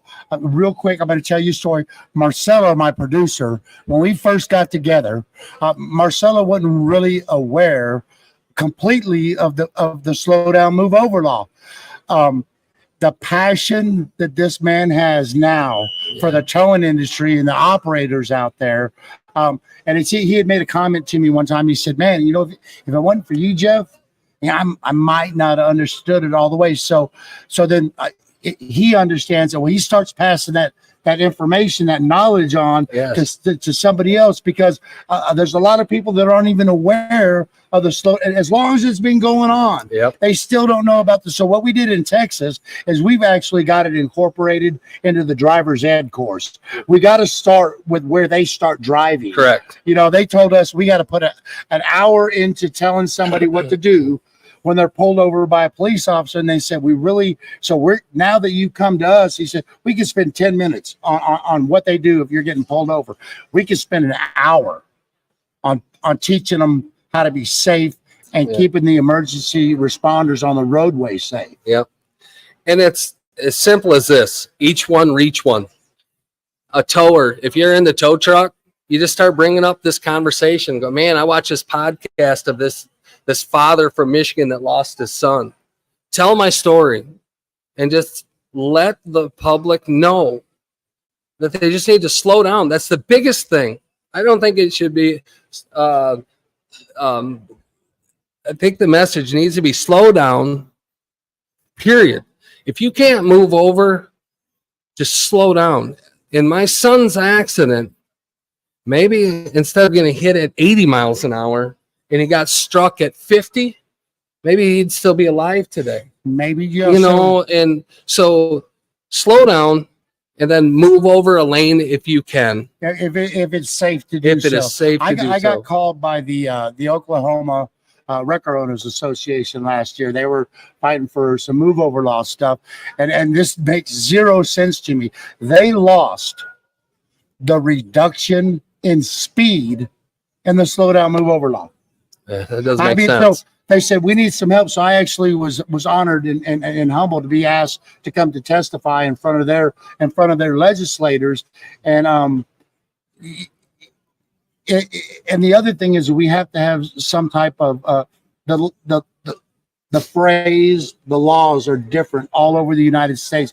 We probably need this handled on a federal level, because you might go to one state and it's move over, slow down. You go to another state, it's slow down, move over. At this state, you got to slow down 20 miles an hour. This state is 10 miles an hour. So I think there might be actually some confusion out there. So I think, we need to continue our relationship, Matt. We go. And so we think about this on a federal level. Because of Southwest Tow Operators, I've been exposed to a lot of stuff in legislation, and you're learning the path yourself now. Yep.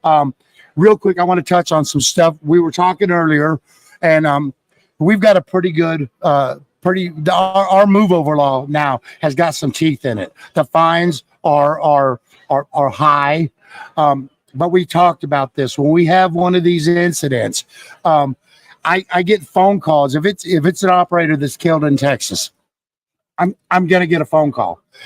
If it goes to court, they're not gonna get what they want. I'm gonna get a phone call. And the way our justice system in America is structured, if that person, the young person that hits your son, if they've never had a traffic ticket, if they've never had a brush with the law, unfortunately, you're not going to get the justice that I believe you deserve, and the justice that you think you really need. But there's things that we can do. I mean, we talked about, we got now, I cannot remember what state it is, but if there's a DUI that kills somebody, now they have to pay child support to the parent that's left until that child's 18 years old to help them, because they've just lost some that brings money into the household. I say, let's put them on the community service. Let's put them on the side of the road, picking up trash, so they know what we feel like when we're on the side of the road. Luckily enough, in these laws, we need to make sure that there's some enhancements in it. If they're under the influence, if they're drunk, and then we need to keep pounding it in people's heads about the D driver. There's so many distractions inside the cab. When I was in Oklahoma testifying, the state troopers said, I'd rather them just drive by. I don't want them slowing down. I don't want them moving over. I just want them just to drive by. And I'm like, this is insane. This is insane. A state trooper has the option of working the passenger side of a vehicle. We don't. We've seen these accidents where they still get into a situation, and then I get on people about working traffic side. If try not to work that traffic side. I got on one of my guys, because I'm checking my cameras all the time when they're on the highway. I'm checking one of my guys, and he's working the traffic side. And he gets in, and I said, man, I don't know how many times I've asked, don't work that. So, he brought some, he said, boss, my air release, it's on the driver's side. So I'm starting to put release on air release on both sides of my truck. I don't care that it cost me an extra $1,000. What is that man's life worth? Mm-hmm. What is it worth to his family? It's way more than $1,000. So it's just another layer of safety. But what I hear from people is maybe an owner of a company is not willing to spend that $1,000. So if he doesn't spend that $1,000 to make it just a little safer, how is he going to feel when he has to make that phone call? Oh yeah, it's kind of. I have a similar situation. I had heard of Haas alerts. Tom Harbs is a real good Tom. We got Logan's right over here. Yeah, yep. So it's a fantastic device. I had been in their training classes at the tow shows, and I was a firm believer in it. That technology, I think, has a way to change lives and save lives. But not every automaker has the ability to accept their signal. We're gonna have to go through this cycle of getting some older vehicles out, but there's a lot. It's in a lot of cars now with the infotainment center. So I sent a picture to Tom a while back. One of my guys was working an accident. The power was still onto the vehicle, so he's getting in the car to get the mileage or something, and he looks at the infotainment center. And he takes a picture and he sends it to me. And there it is. It says, slow down, move over, Roadrunner Towing, working ahead. Yeah. And I thought it spoke volumes. So, and once we get through this cycle, it's not the silver bullet, but I think they're headed in the right direction. Well, I didn't jump on board. I didn't either. I didn't, because I'm like, you want me to spend this money, but it's not going to be in everybody's hand that drives by my tow truck. Build your network, and I'll take a look at it. After Keegan was killed, I called up Devin, and I'm like, we want him. I need to be able to look at my drivers and go, I'm doing what I can to put some safety in our job. So if you tow owners out there think that you can't afford a safety device, it's $1 a day. It's $1 a day per truck. I would tell you that struggle skimp, save, do whatever you can to get the money to buy that safety device, because you certainly don't want to go what I'm going through and my family is going through. You know, when it comes to Hosler, when it comes to the towing, the way they do it is very generous. Yeah. Very generous. If you get in touch with any of them, with Logan, Tom, Devin, any of them, they're all really keyed into the towing industry and what it takes to try to keep operators safe. So I was a little, when Tom came down, I said, yeah, same thing. Well, it's not in every car. Yeah. But then, I keep pretty good track of struck bys. And when I see the numbers, we were at this show a couple of years ago, and I was talking to Tom, and I said, you know what, Tom, ship me 15 units. Actually, it was 5. It was 5. You know how tow owners are, right? Yeah. So I get them in the truck, and then my guys came back to me, and they said, hey, I don't know, but I think there's more people moving over, boss.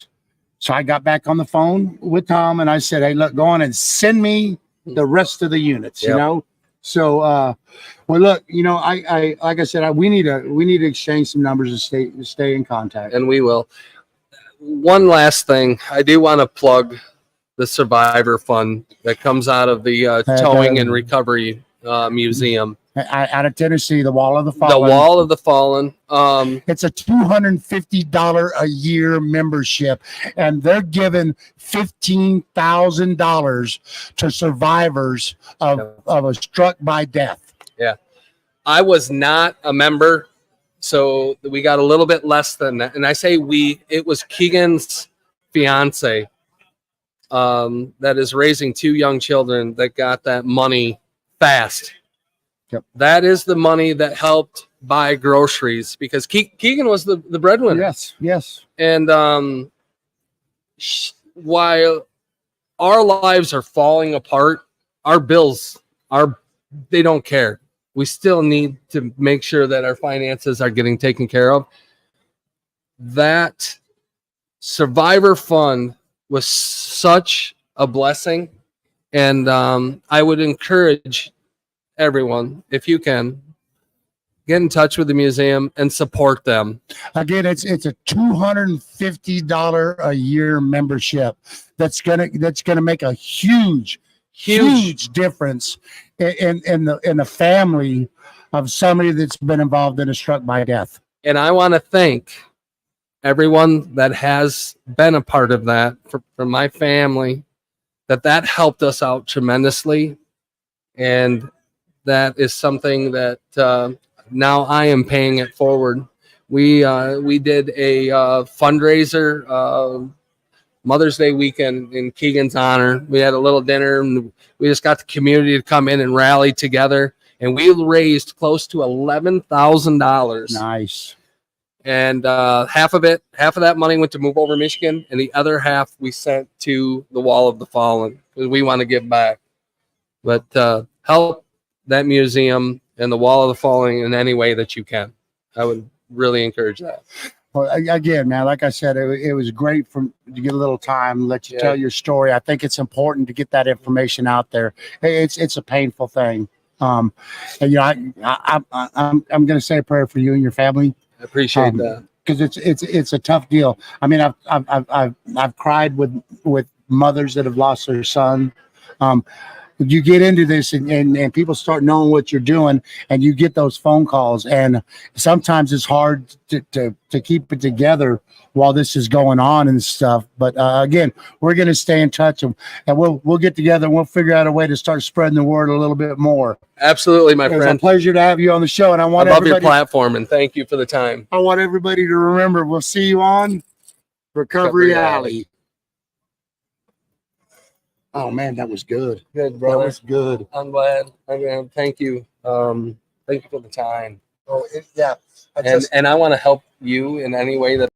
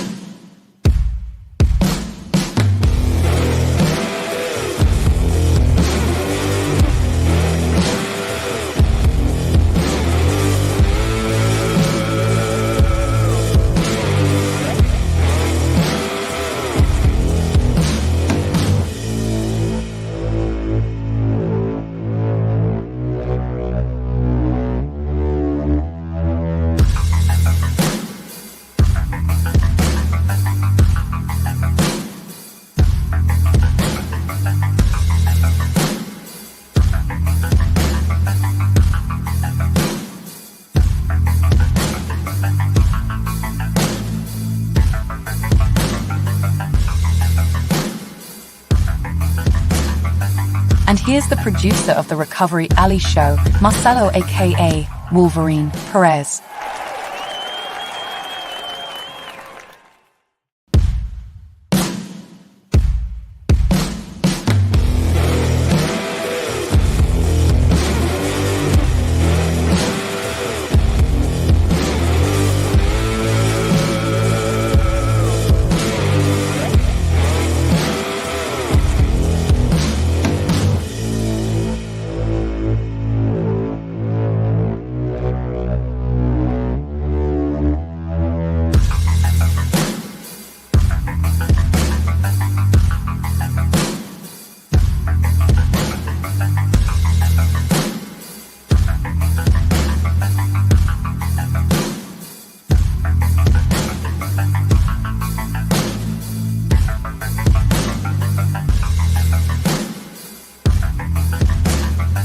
And here's the producer of the Recovery Alley Show, Marcelo aka Wolverine Perez.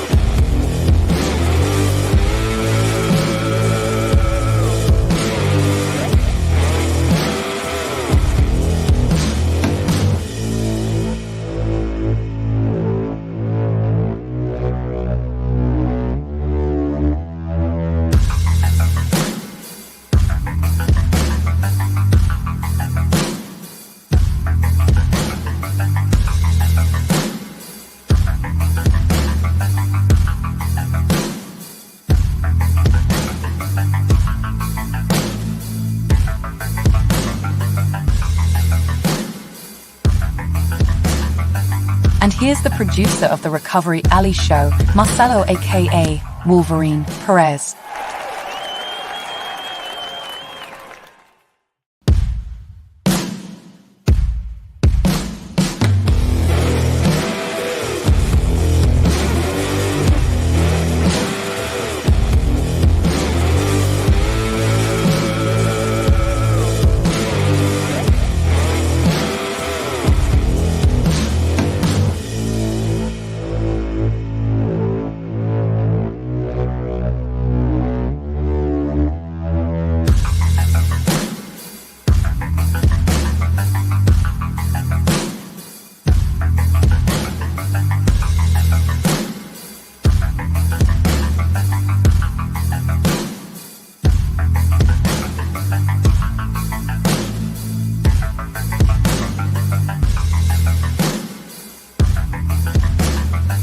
And here's the producer of the Recovery Alley Show, Marcelo aka Wolverine Perez.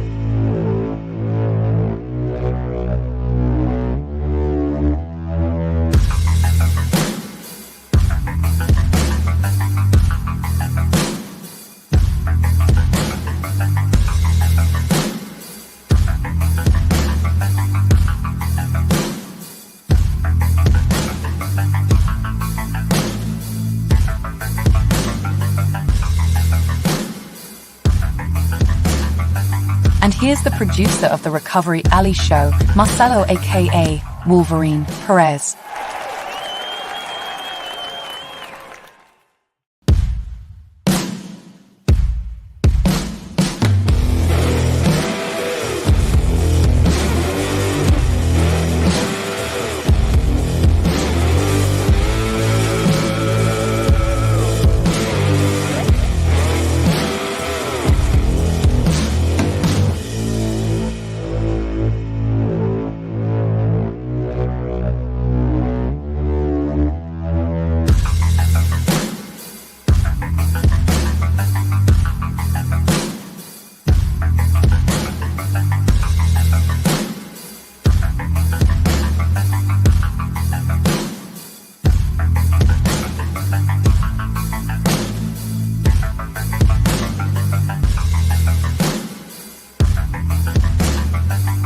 here's the producer of the Recovery Alley show, Marcelo aka Wolverine Perez.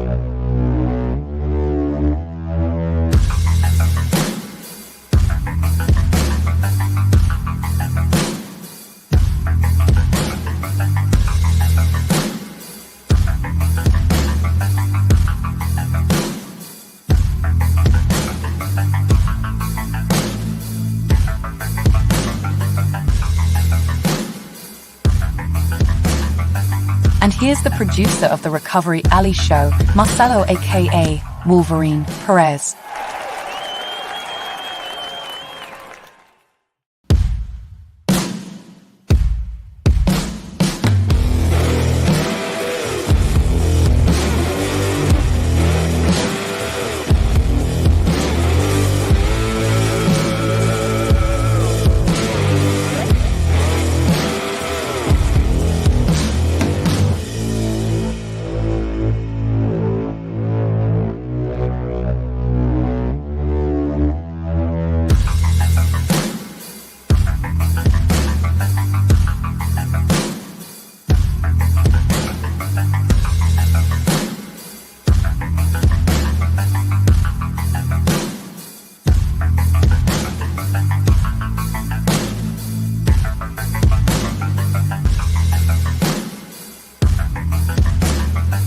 And here's the producer of the Recovery Alley show, Marcelo aka Wolverine Perez.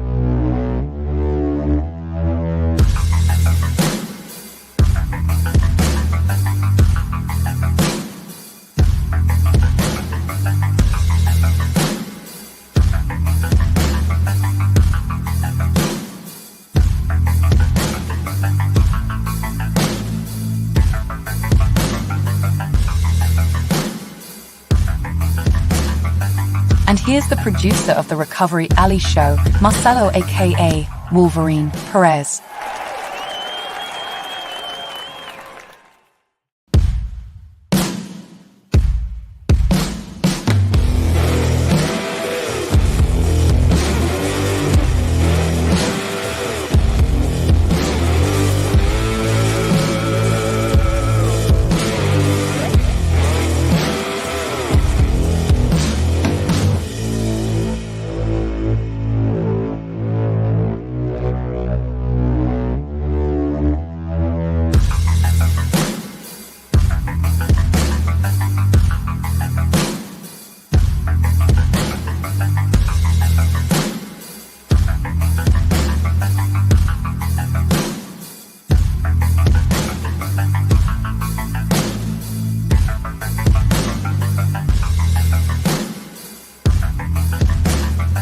And here's the producer of the Recovery Alley show, Marcelo aka Wolverine Perez.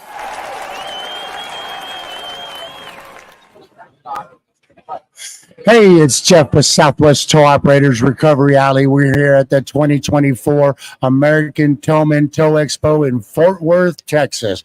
I've got two great guys with me today. I got Patrick and Brandon from Guardian Payment Services. And first of all, I got to thank you.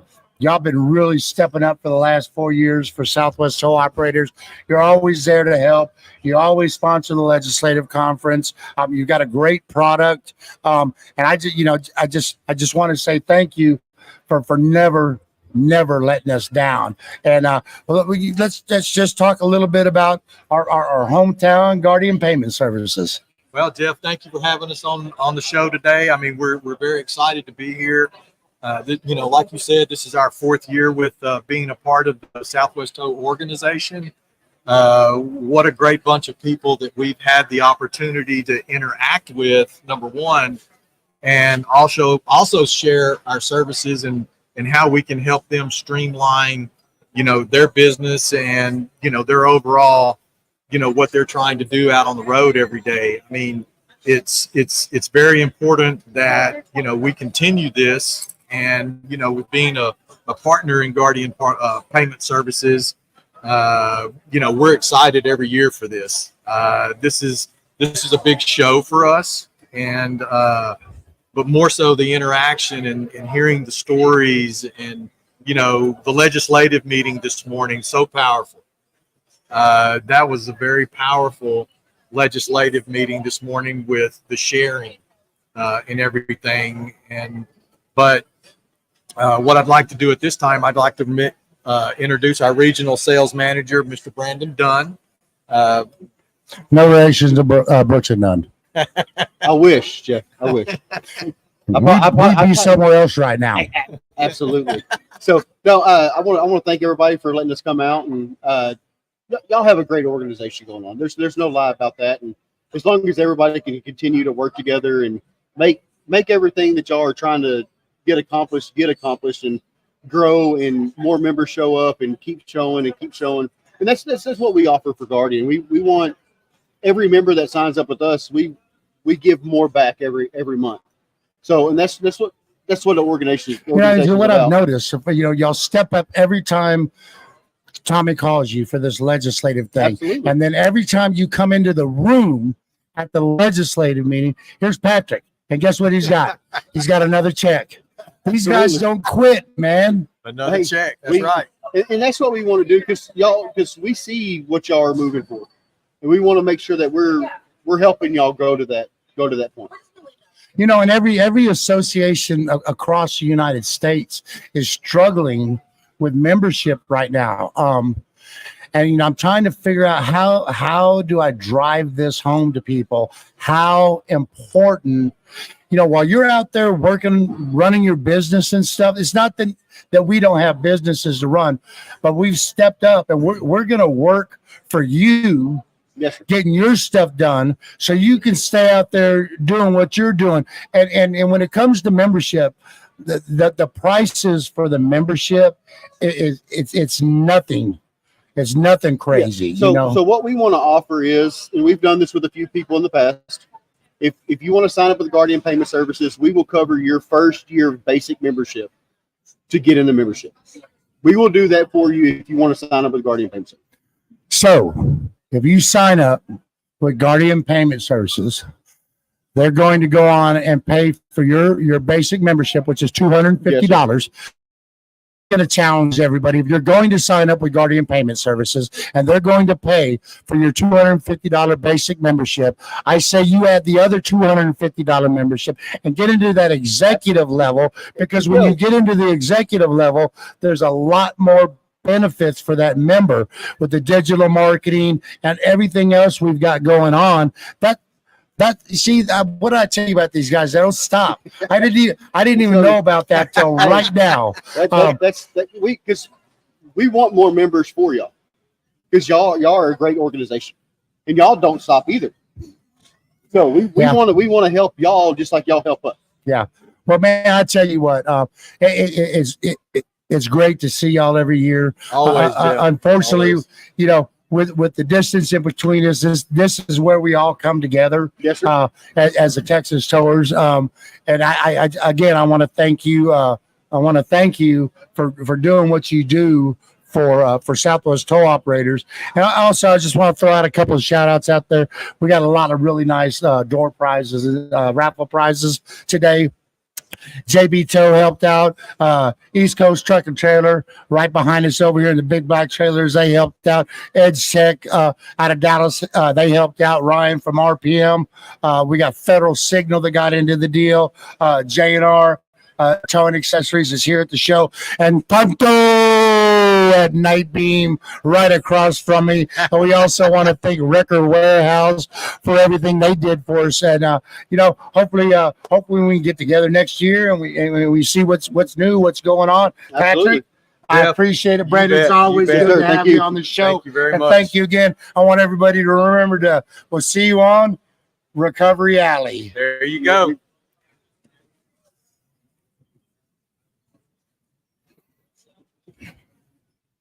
Cool.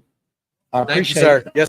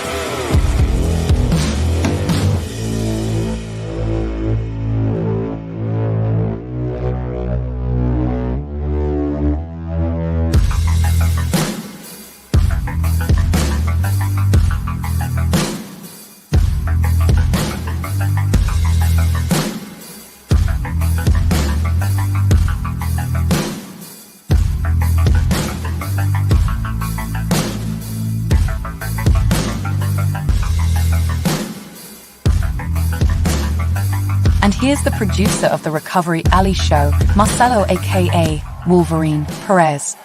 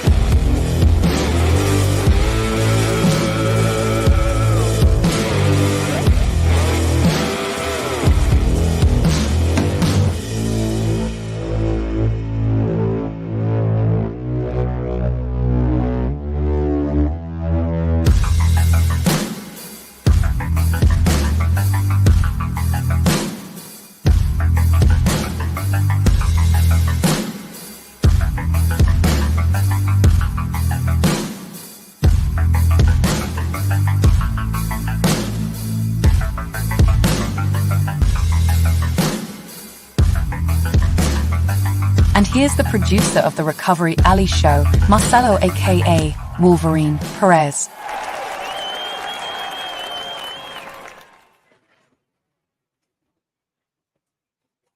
Hey, it's Jeff with Southwest Tow Operators Recovery Alley. We're here at the 2024 American Towman Tow Expo in Fort Worth, Texas. We got a lot of stuff going on today. And Ron, man, you have been on the freaking move. So Ron, he's one of the founders of the National Open Commerce Safer Highways Coalition. We're the guys out there trying to fight that FTC rule that wants to just jerk a knothole through the towing industry. Man, I don't know how you do it, Ron. Ron was at the meeting with the Federal Motor Carrier Safety Administration yesterday in D.C. You were in Florida before that. This guy's been all over the place. And Ron, I just want to tell you, you did a fantastic job at the Federal Motor Carrier Safety Administration. I see when they popped up on Pete Buttigieg and they had the narrative down already. And you know what? We called an audible. And you know what? I think we effectively kind of changed the direction of the narrative, and I think we got them some of the information that nobody had ever told them. Yeah. You know. So just real quick, you know, where we at? Well, where we're at, the coalition was able to attend the meeting. I was able to speak, but we also had our law firm there. They were there taking notes. They're going to be preparing the response to the comments that they asked for. And our consulting team was there. So we were able to have conversations with some of the other stakeholders in the room. Truckload carrier, OIDA was in there.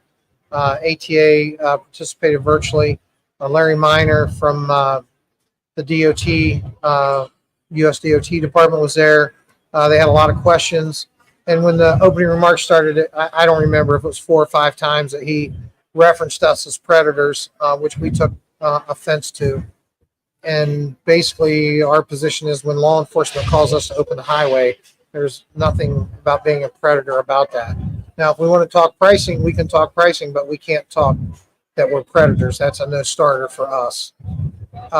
We think we changed the narrative, highlighted the fact that we're not getting paid. We want to address their issues. We want to work with the stakeholders in the room. The coalition's position has been that they don't necessarily have the authority to try to regulate us price-wise. And it wasn't said out loud, but they had mentioned a few times capping prices, which is, it sets off my spidey senses that that's not good if they're talking price caps. So I'm not sure where it's going to go. It was a good opening meeting. Thought the towing industry did excellent. The people that called in, some of our board members called in, and we did. There was several other people that had called in. Ted Teffer with the Guardian Group actually did an outstanding job when he called in, driving home the points that the coalition is lined up with. And so we think that we did a good job. The industry as a whole did a great job yesterday. Representing ourselves at Federal Highways. You know, I think look forward to the next step. I think the temperature in the room, you could see when the temperature in the room changed. Because when I first got on, I'm like Ron, I'm like, whoa. Yeah. You know, and then all of a sudden you could see the flip. And I mean, what I thought was really cool is everybody kept referring back to what Ron said.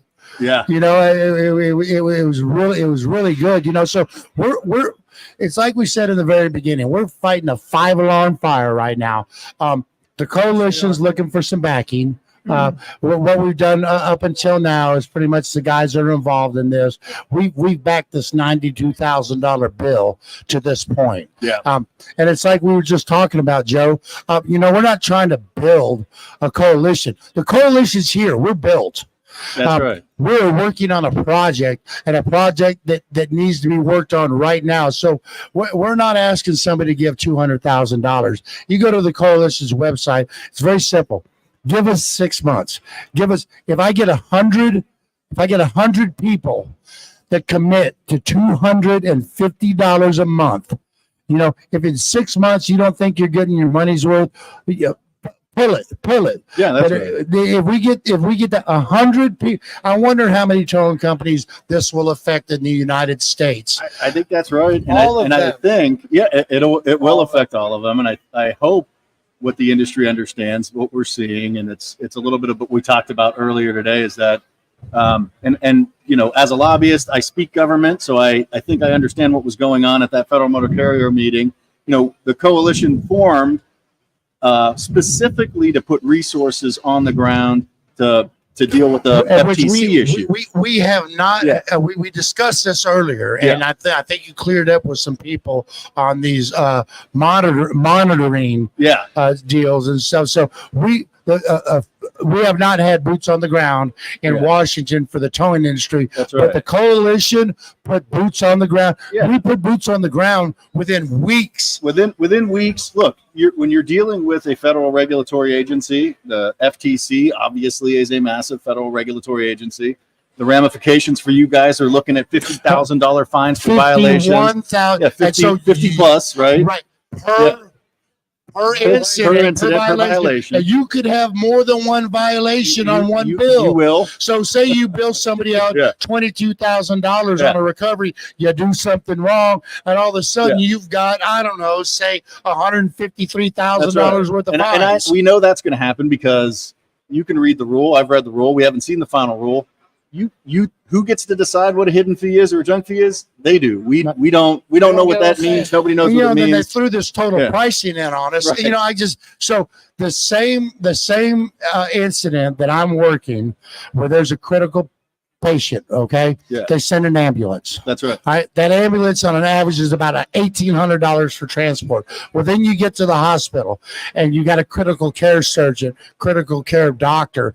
Do they have to give total pricing? Yeah. No. No, because they're trying to save somebody's life. How do you know what the pricing? What do is? you know it's going to okay, are they going to need to be on a ventilator? Yeah. What are they going to need? It's the same thing Yeah. for us. We don't know That's right. what it's going to take on a rolled over tractor trailer. As soon as you pull on that thing, something could change. There's absolutely no way anybody in the industry can give total pricing, and it's ridiculous for them to ask for that. Yeah, and that was the point, right? Which is if the FTCs come in, they're putting a rule together, you know it's going to impact your industry.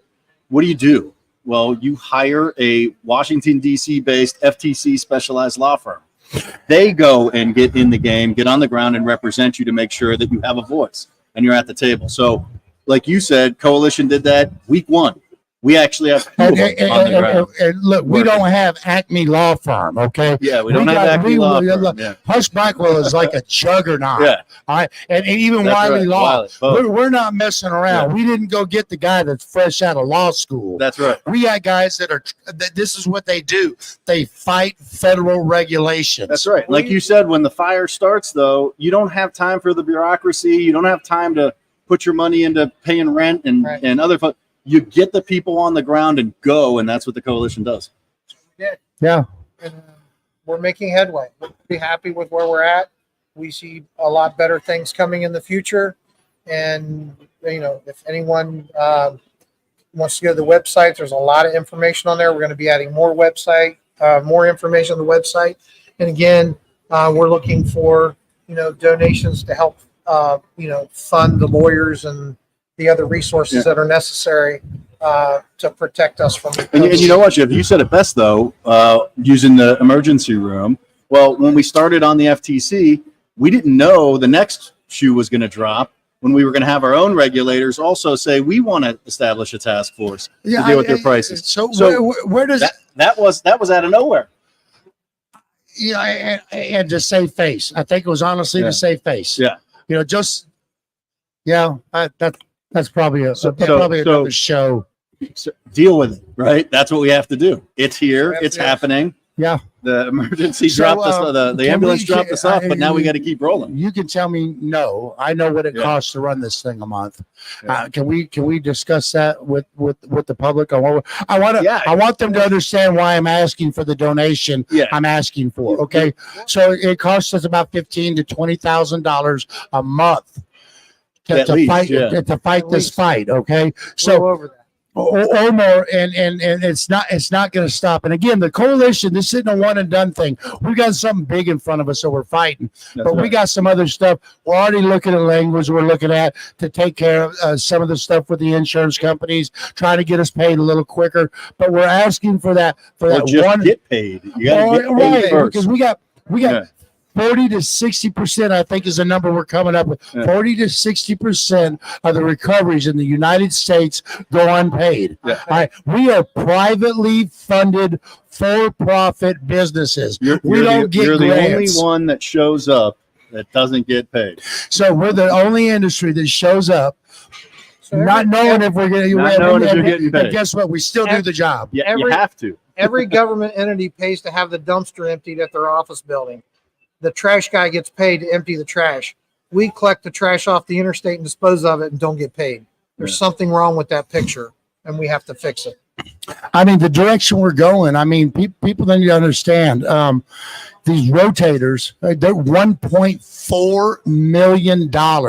And people have to understand what these, we're buying these things for a reason. We're buying them because we can get the road cleared faster. We can't, I hear some of this stuff like in Louisiana, they're getting $370 for a rotator. Yeah. $370 an hour. Well, who wants to go buy a rotator so you can bill $370 an hour? That's right. The problem is the legislators don't know what we do. And that's part of the coalition job is we need to make them understand what we're doing because, when this all started, you heard what everybody was saying. Well, let's shut it down for 4 hours. Yeah. Well, first of all, we're not going to do that because we've got a standard. We've got a job to do. It's not in our DNA. It's not in our DNA. You're exactly right. But just think if we shut it down across the United States for 4 hours. It's a zombie apocalypse. It's what I tell legislators all the time. But, the other thing to remember is rotators didn't just come about for nothing, for no reasons, right? The space that the Federal Motor Carrier Safety Administration occupies is safety rules, regulations, the US DOT, federal highways. They're all actually engaged in trying to get roadways cleared quickly, safely, utilizing the right equipments. So they're the ones that have said, hey, how do we do this? And how do we make sure you guys are safe? Well, let us get paid for putting a $1.4 million piece of equipment. But now you have to, now that you meet the standards, you go out and you do the work, you got to get paid for the work. Right. So could you do it with a couple small trucks in 2 days of shutting I-70 down? Sure. That's not the way the world works anymore. Yeah. So when I deal with some of the regulators and back home and we deal with law enforcement, I'm like, we can open the road with a van full of Amish people and a team of horses. It'll just take us a week. Yeah. You know what I mean? That's why we're responding with this equipment. You need your road open. That's right. But that is honestly better, safer for everyone. Motoring public, people that are working on the site, taking care of the actual equipment that you need to recover, so you're not destroying that either. The cargo, it's all part of the same tow and recovery. So we keep hearing that one too. A lot of free cargo, right? Here in the state of Texas, I mean, and I won't lie to anybody. I've got a really good attorney down here. I'm ready to set precedents. Yeah, so I'm gonna tell you what. I just saw him walking by. If you want your cargo, you're gonna pay me. You're gonna pay me. What we tell folks in Ohio, the legislators, if you want to do free cargo, that's great. As long as we can just leave it right where it is and move on, come and get it. It's the same. But if you want it cleaned up, cleared, you want everybody safe, then they're calling us predators, right? Yeah, then they say you're holding our cargo hostage. You're hostage takers. Why are we holding your cargo hostage? All we're looking to do is get paid, and I think that's right. I think 10 days is a reasonable amount. Look, it's not my problem. You're dealing with 3 different insurance companies. Well, don't forget too the thing about cargo, and we've made this point. We work through a lot of stuff in Ohio. Is you're fulfilling the statutory requirements. The statutes do not say just go up, hook up a car and tow it. That's not what the law says. The law says clean the roads, clear the cargo, safe travel, store it, right? So you're fulfilling the statutory requirements. And then on the back end, some people want to say, no, that should be free. Right. It's like I said, I've So at the hearing yesterday, Matt Ross, a coalition board member, National Open Commerce Safer Highway Coalition, made a great point because they kept saying we're holding cargo hostage. The reason we have the cargo is it wasn't moving in the first place. We actually liberated the cargo from the side of the highway. Yeah. So they're making somewhat of a mute point. What they're trying to do is not pay the bill. That's and if right. the cargo has value, all of us in this business know if the cargo has value, you stand a 99.9% chance of getting paid timely because they want the cargo. We just recently had an incident where the company wanted the cargo. We said the bill needs to be, satisfied, need to be made whole. They literally paid the entire bill. We supplied them their cargo, and it's been crickets ever since. It's over 2 months old, and they left us with a junk truck and trailer that now we have to get a title for, dispose of properly. All they wanted was that cargo. If I would have been forced to give them the cargo for free, guess what? I would have never been paid, and I'd have a junk truck and a junk trailer sitting on the wall. Not only would you not be getting paid, you'd also have now the additional expense of cleaning the rest of it up and getting rid of the truck. Because a lot of times we have to pay Yes. to get rid of it because there's That's right. no value to it. That's why no one came to get it. Right. So, I think we're headed in the right direction. It's like I said, we're a little over 4.5 months into this thing. It seems like we've been fighting it for freaking 2 years. Yep. Joe, you, Ryan, Chris, Jason, Yep. y'all have done a fantastic job. Thank you. I appreciate it. Educating us and stuff. And Ron, I am proud to say that I know Ron Myers from Pine Tree Towing. I mean, just in the little, this is a short amount of time that we've been together. There's a lot of things He that I've learned changes from when he this gets man. the suit and tie on. It's not this guy anymore. It's another guy.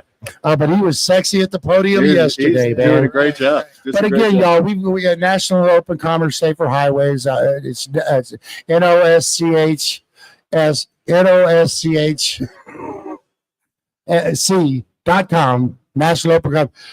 You're not going to really see us a whole lot on Facebook because We've been censored we've on been Facebook. censored on So, Facebook. we need to talk about that. I mean, we think we know why, but we don't know. But someone, says we're like disinformation when we're publishing documents that the government's provided, and they seem to think that some of our content's offensive. So our Facebook page has literally been under assault almost from day one, and they say they have people complaining about it, which is really odd in my humble opinion.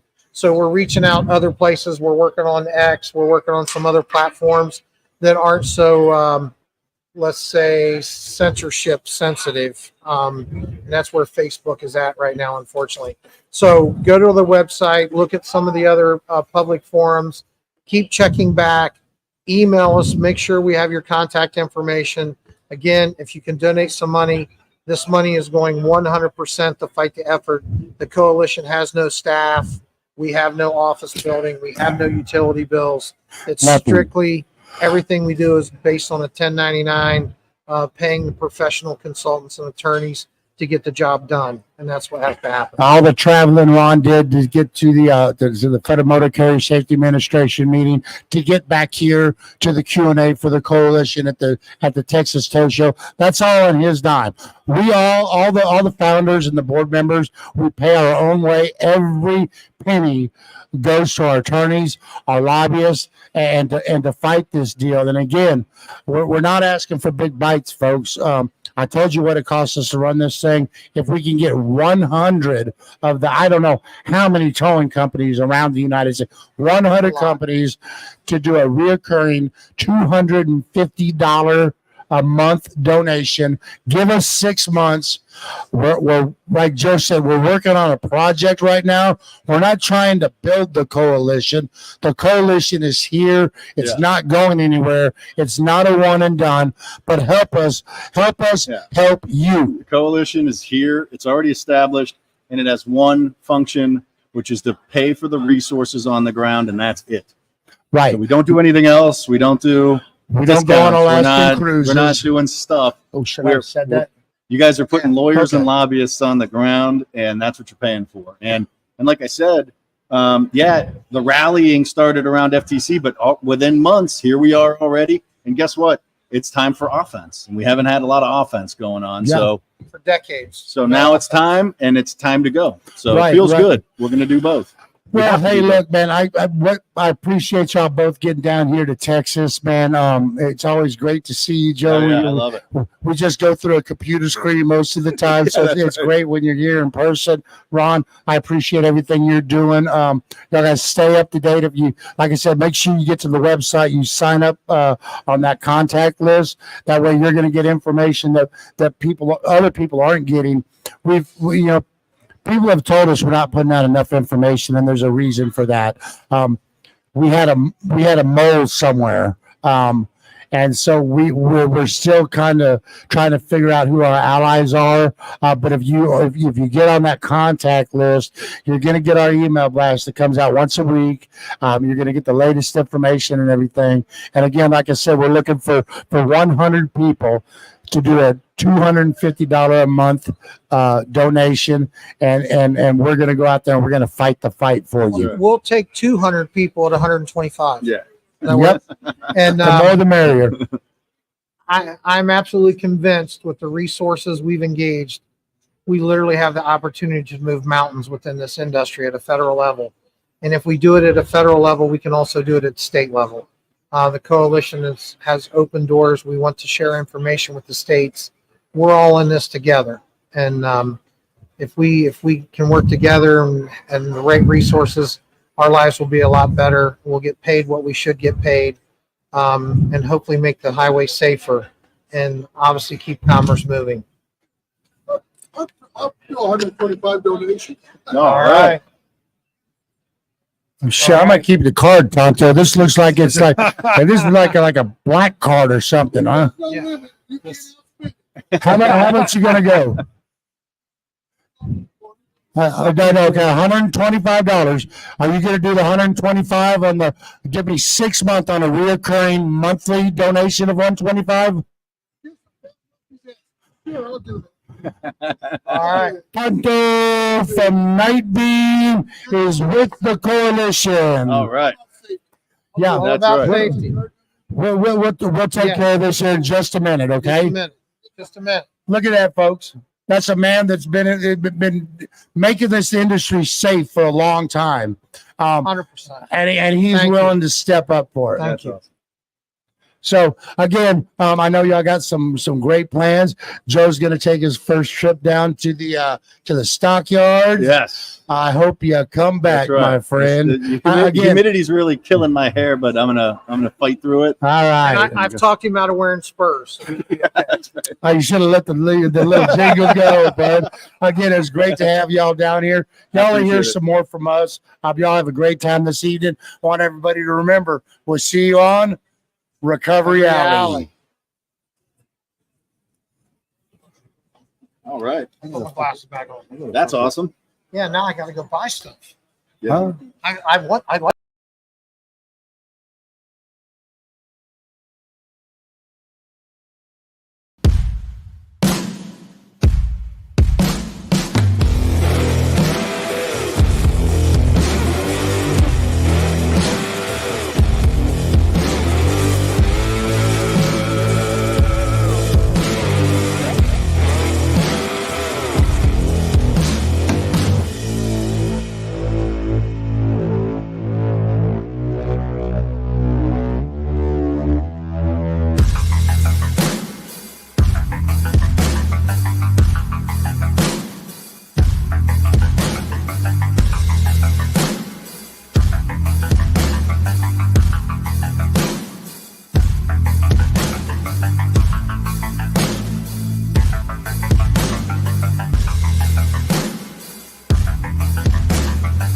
And here's the producer of the Recovery Alley show, Marcelo aka Wolverine Perez.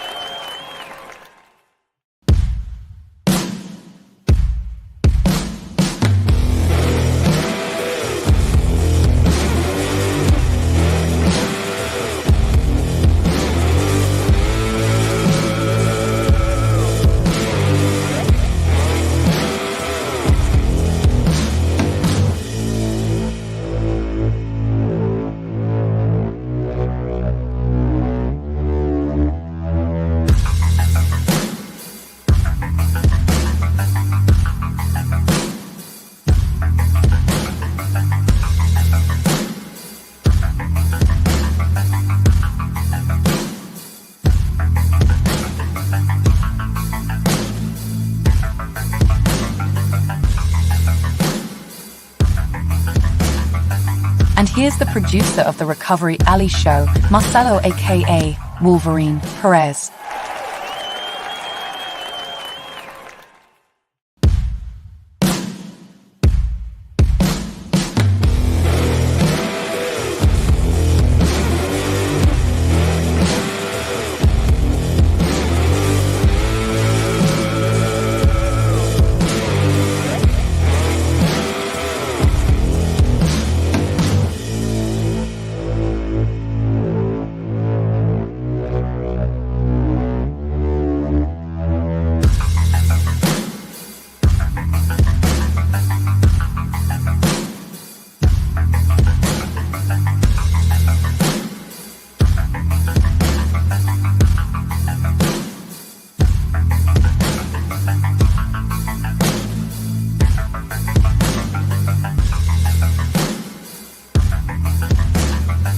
And here's the producer of the Recovery Alley Show, Marcelo aka Wolverine Perez.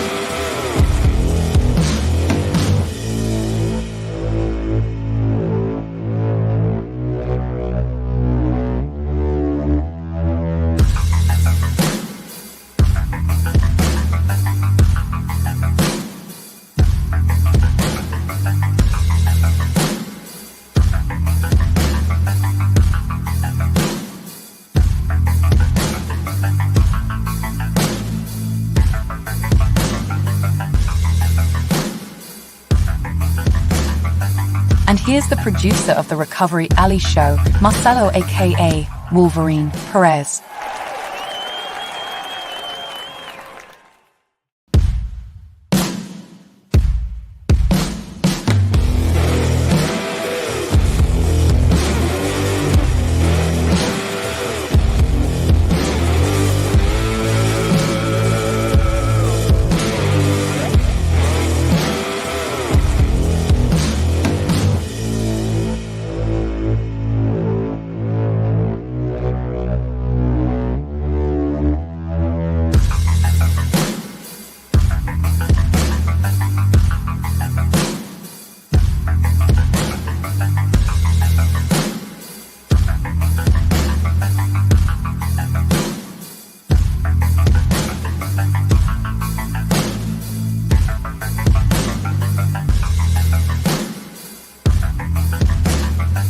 And here's the producer of the Recovery Alley Show, Marcelo aka Wolverine Perez.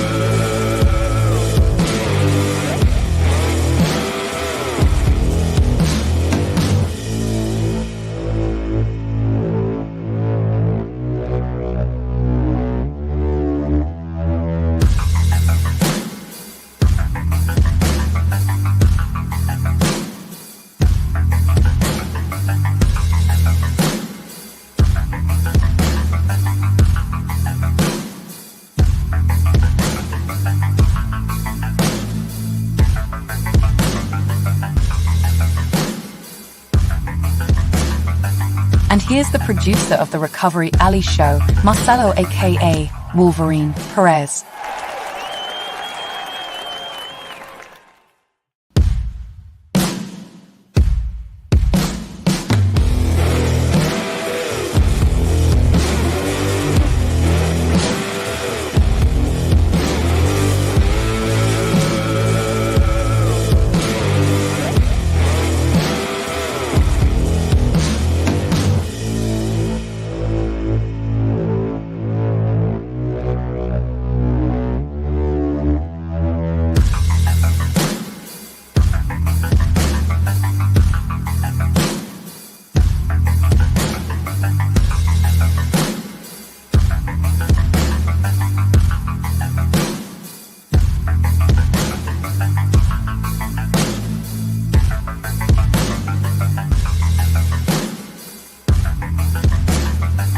And here's the producer of the Recovery Alley show, Marcelo aka Wolverine Perez.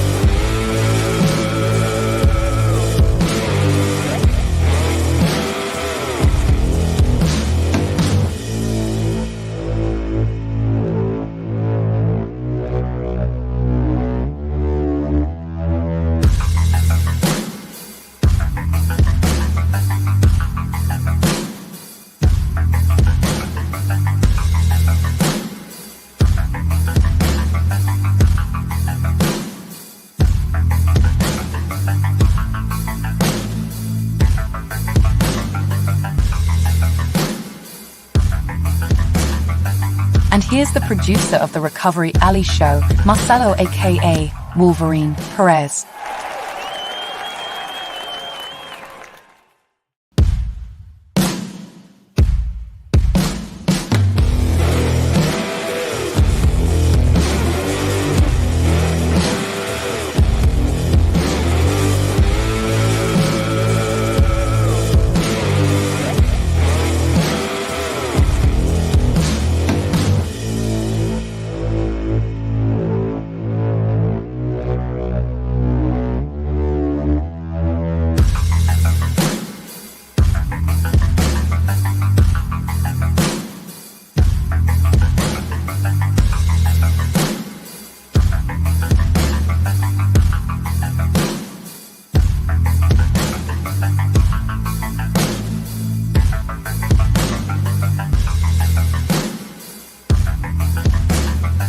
And here's the producer of the Recovery Alley show, Marcelo aka Wolverine Perez.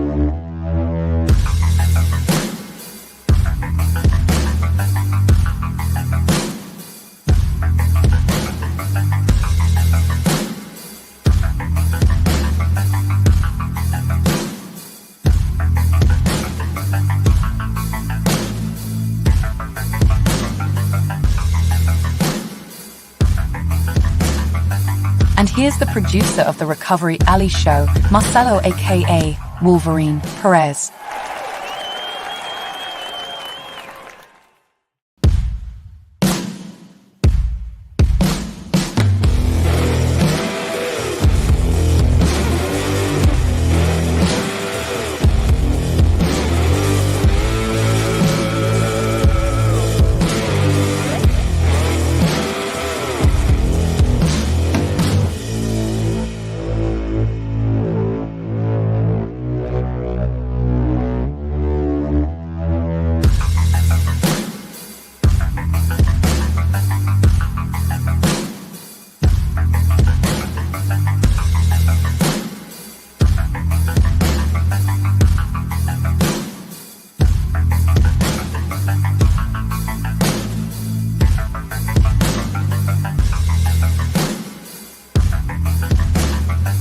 And here's the producer of the Recovery Alley show, Marcelo aka Wolverine Perez.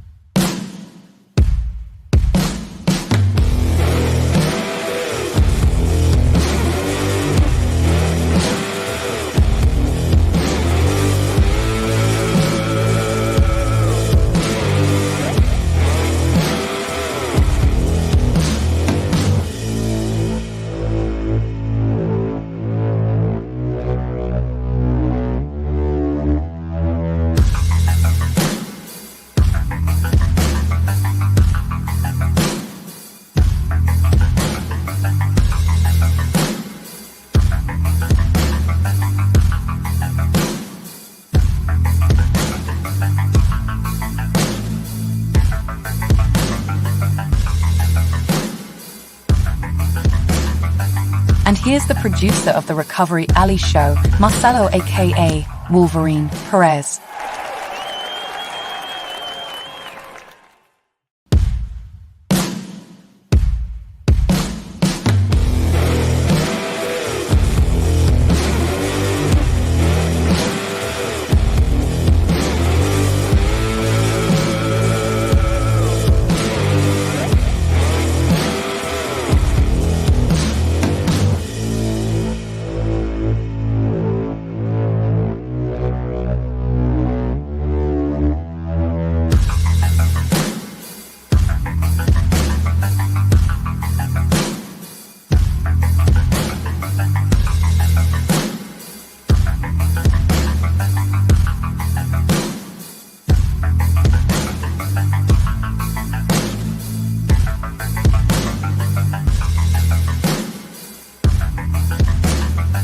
And here's the producer of the Recovery Alley Show, Marcelo aka Wolverine Perez.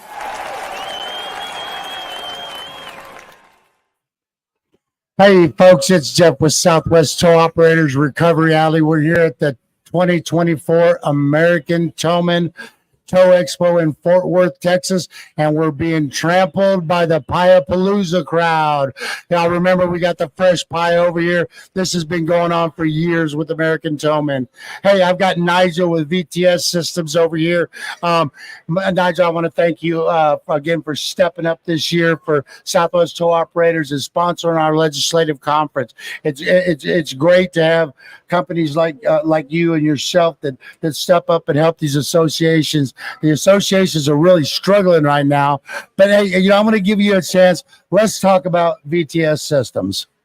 Well, VTS Systems is a software company, and we are totally dedicated to the towing and vehicle storage industry. That's all we do. We've been around for 20-something years. In fact, we were around when Southwest Tow was first initiated. At that time, there was only one towing association in Texas. Now we have two very good associations.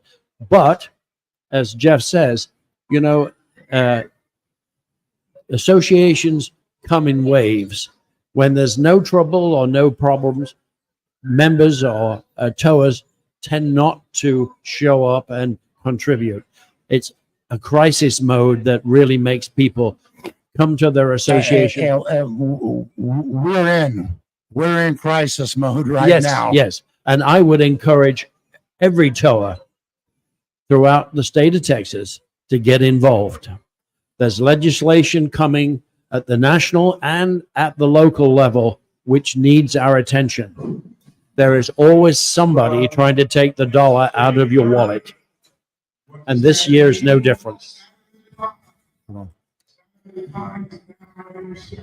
I see we're being overtaken by the pie team. I beat Doc Hewitt. I told him, man.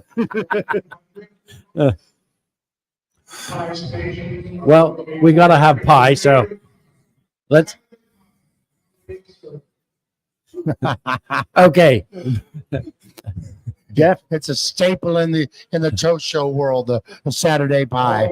Yes. There are still 700 people here. Let's see if we can override this audio. Can he edit this? Hold on. Well, I'll just let him get done. We got to give Doc his time since he runs this thing, folks.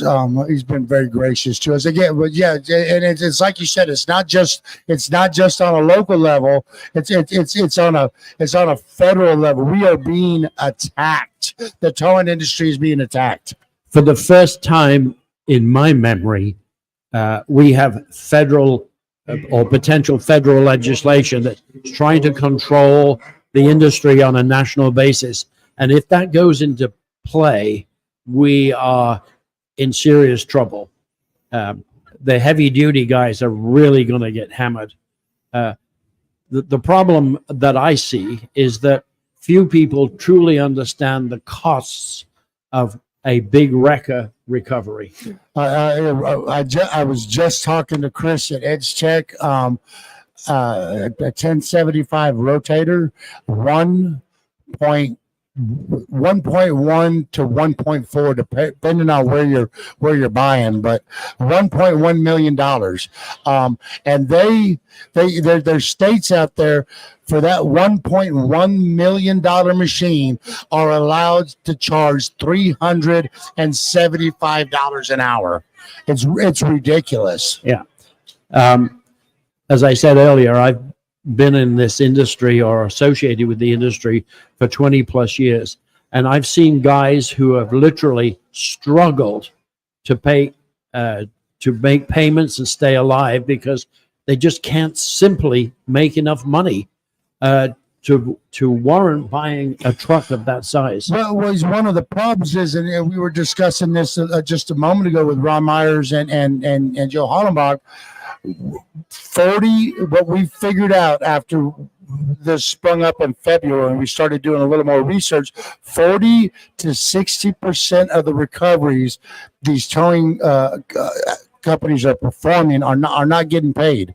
Yeah, and the heavy, as you said, the heavy duty guys are going to take it the worst. Oh yes. I mean, back in the day, if you had a $10,000 or $12,000 recovery, 15,000, it's the 15K seemed to be the mark for the insurance company. You really didn't have any problems with it, but it's just the fact of the matter, the price of equipment. We don't have to talk to people about how things are going up anymore. But, the last year when they tried to hit us with that mediation bill at $20,000. So that would have done nothing for the industry or the carrier, because I'm going to tell you why.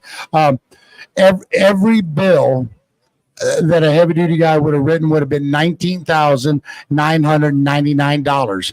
Doesn't matter if it's a simple jackknife, doesn't matter if it's a rollover. They're going to charge $19,999 on that simple jackknife because they're trying to make up for what they're going to lose on the other one and not end up in mediation. It's ridiculous, some of the stuff they come up with to try to come after us. I totally agree with this. This mediation thing that we were able to forestall. We killed that bill. It would have involved lawyers. And I go back to my heritage.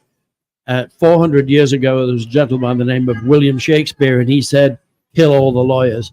Now, do I think that's true in today's environment? No, but it's a good sentiment.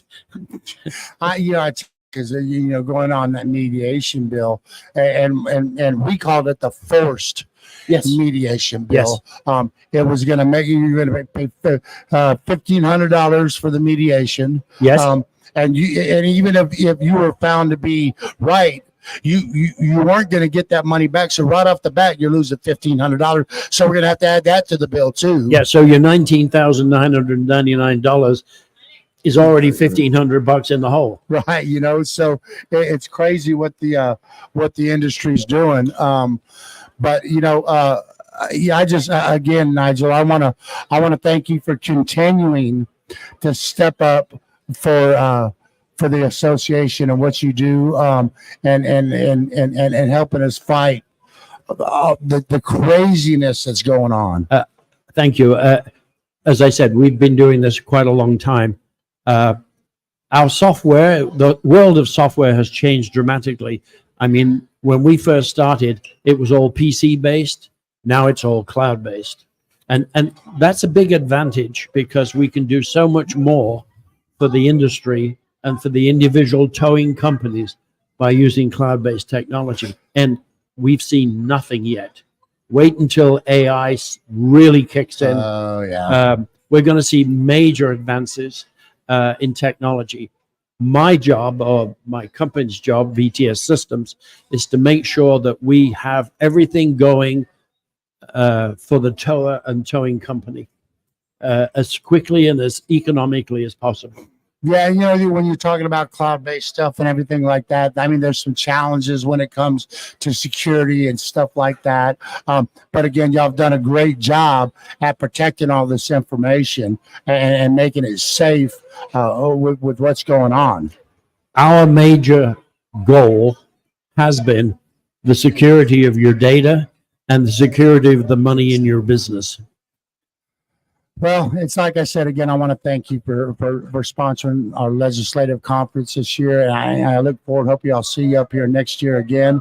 And Nigel, again, I appreciate you coming on the show. Thank you, sir. It's been a delight. I appreciate your candor with the industry and stuff. And I want everybody to remember, we'll see you again on Recovery Alley.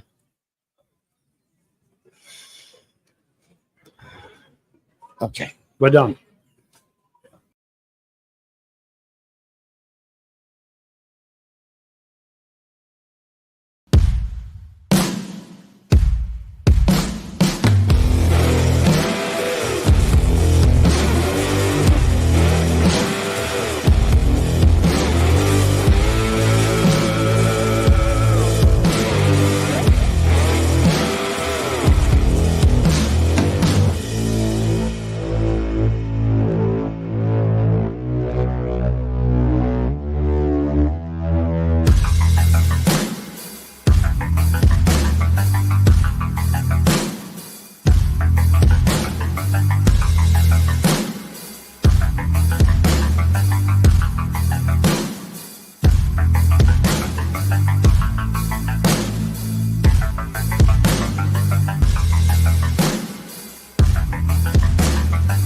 And here's the producer of the Recovery Alley show, Marcelo aka Wolverine Perez.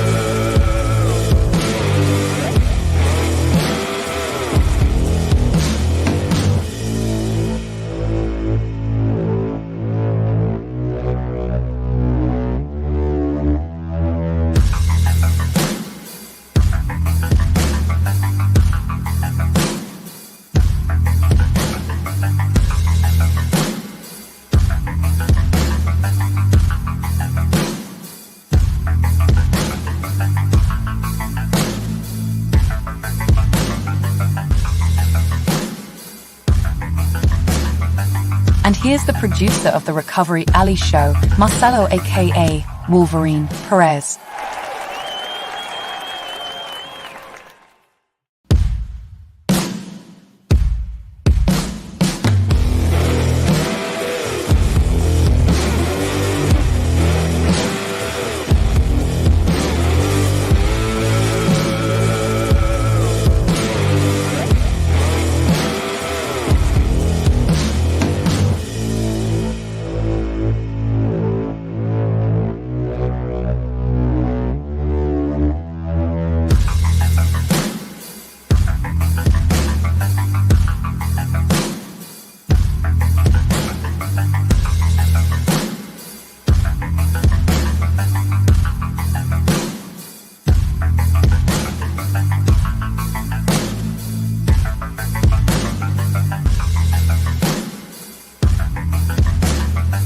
And here's the producer of the Recovery Alley show, Marcelo aka Wolverine Perez.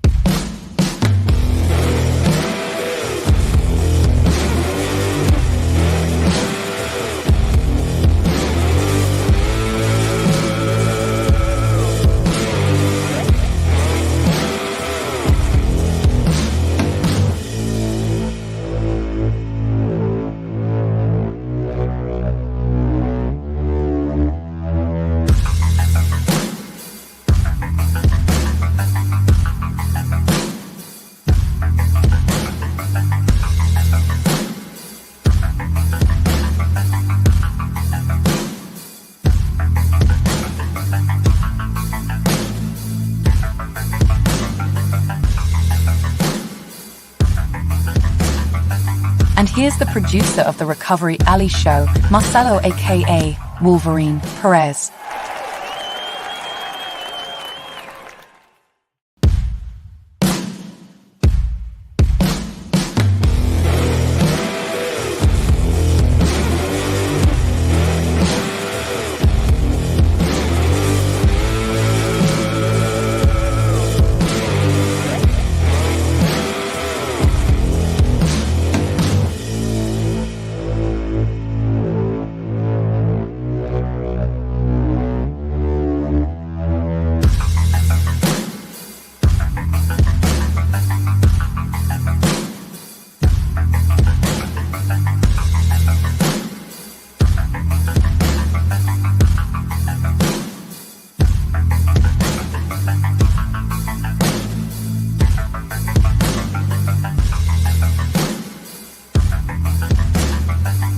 here's the producer of the Recovery Alley Show, Marcelo aka Wolverine Perez.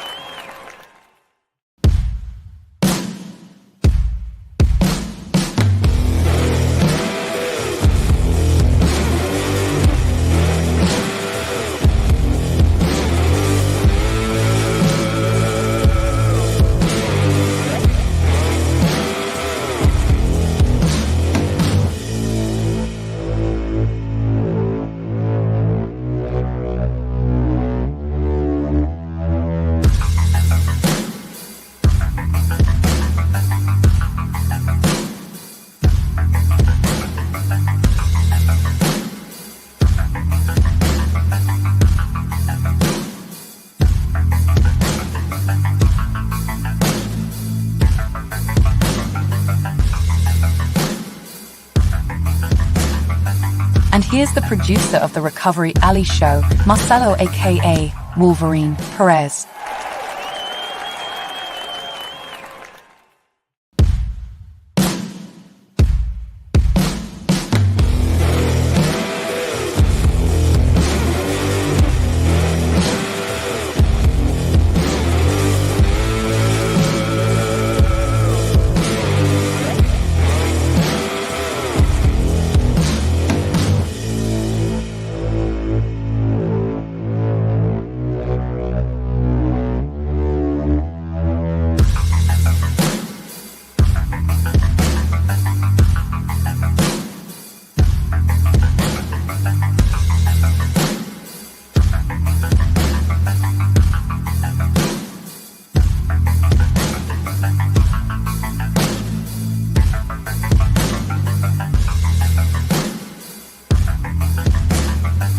And here's the producer of the Recovery Alley Show, Marcelo aka Wolverine Perez.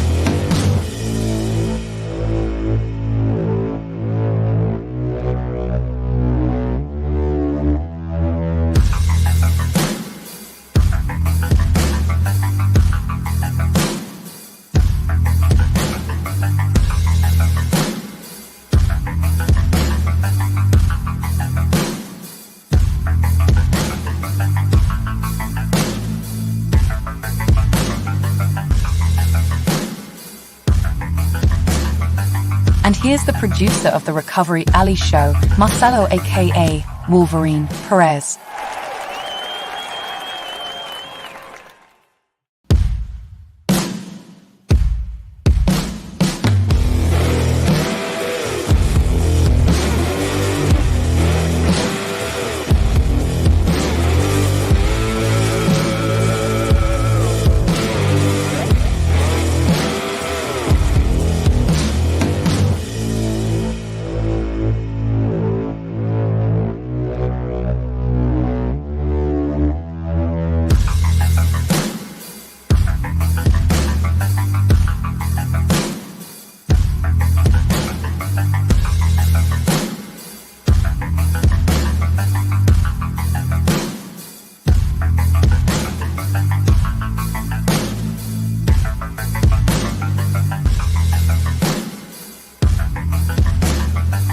And here's the producer of the Recovery Alley Show, Marcelo aka Wolverine Perez.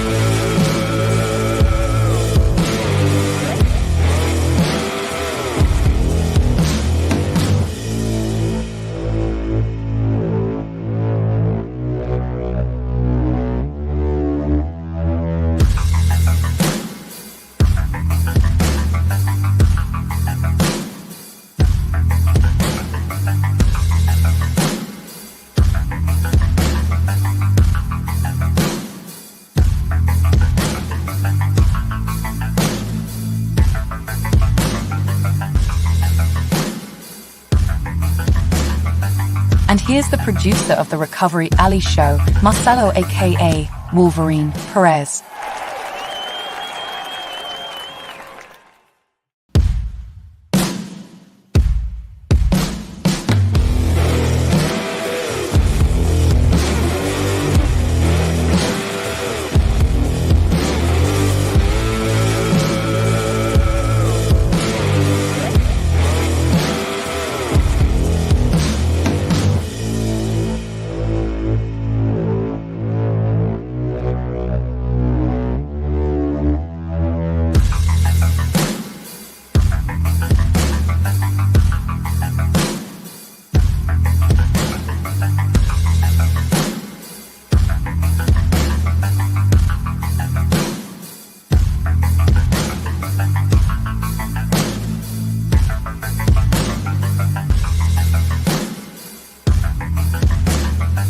And here's the producer of the Recovery Alley Show, Marcelo aka Wolverine Perez.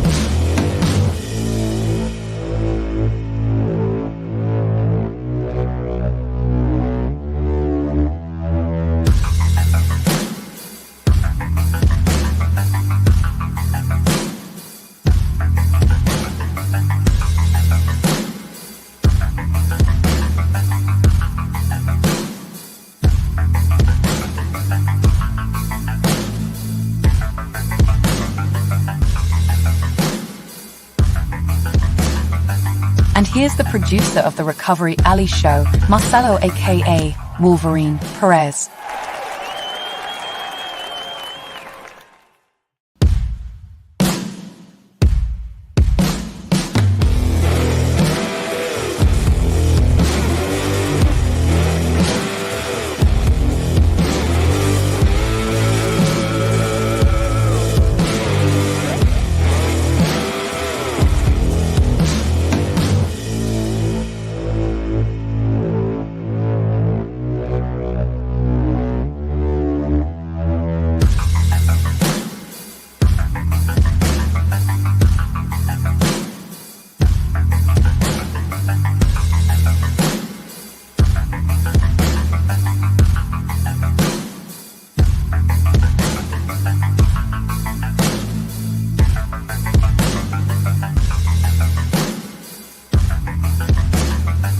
And here's the producer of the Recovery Alley Show, Marcelo aka Wolverine Perez.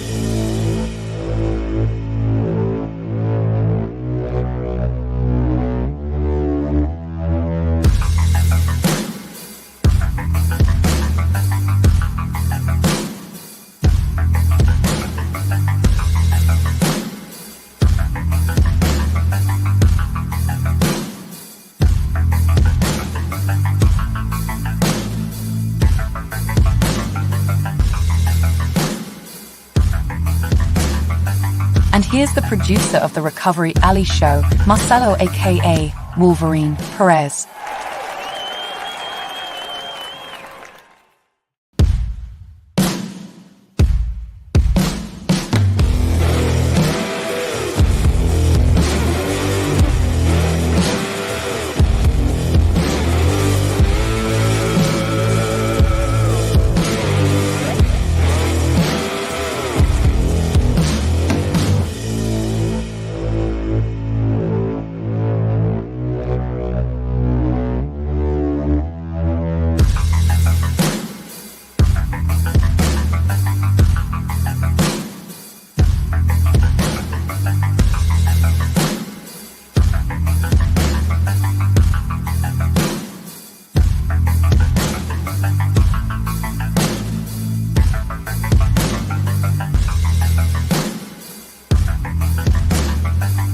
here's the producer of the Recovery Alley Show, Marcelo aka Wolverine Perez.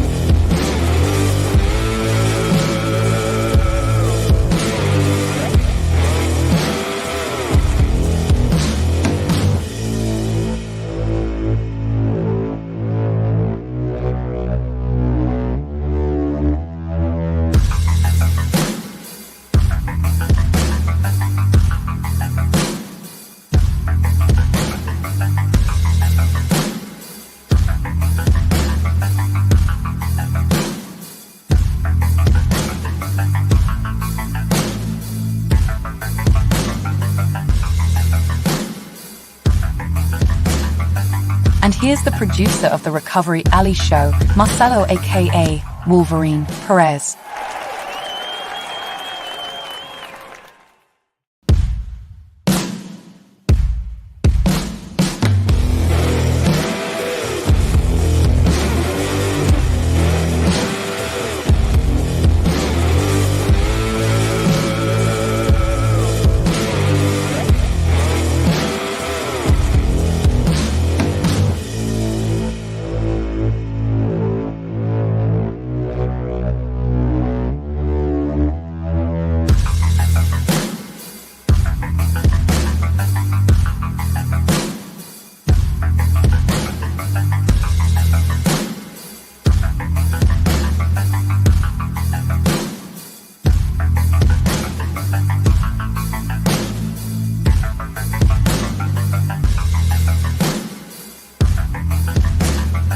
And here's the producer of the Recovery Alley Show, Marcelo aka Wolverine Perez.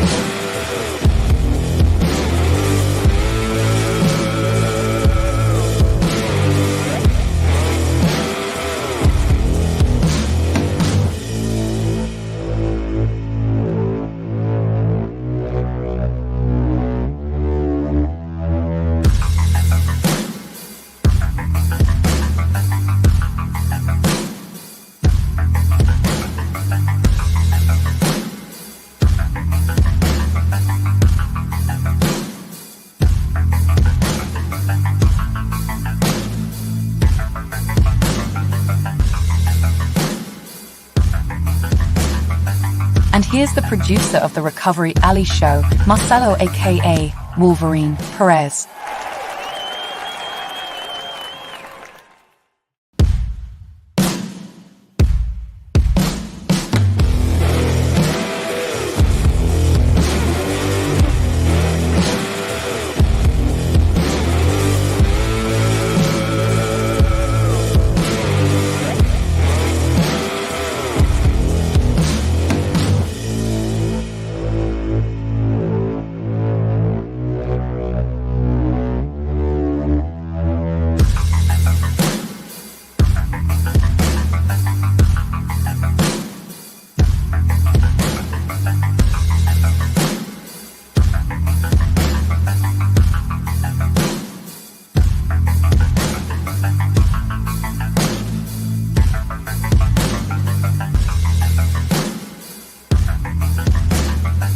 And here's the producer of the Recovery Alley Show, Marcelo aka Wolverine Perez.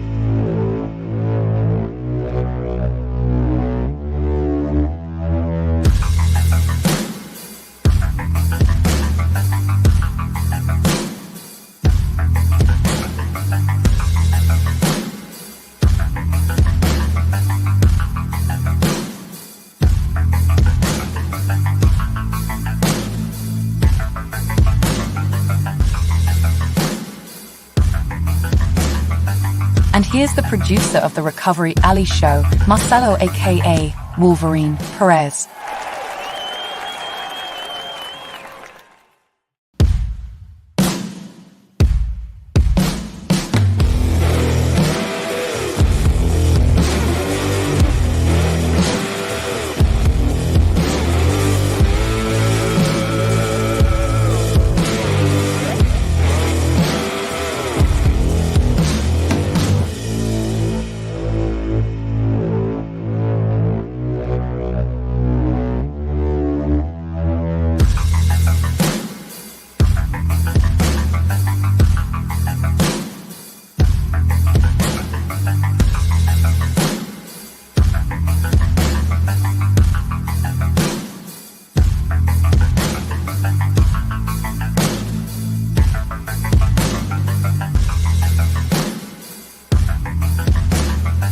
And here's the producer of the Recovery Alley Show, Marcelo aka Wolverine Perez.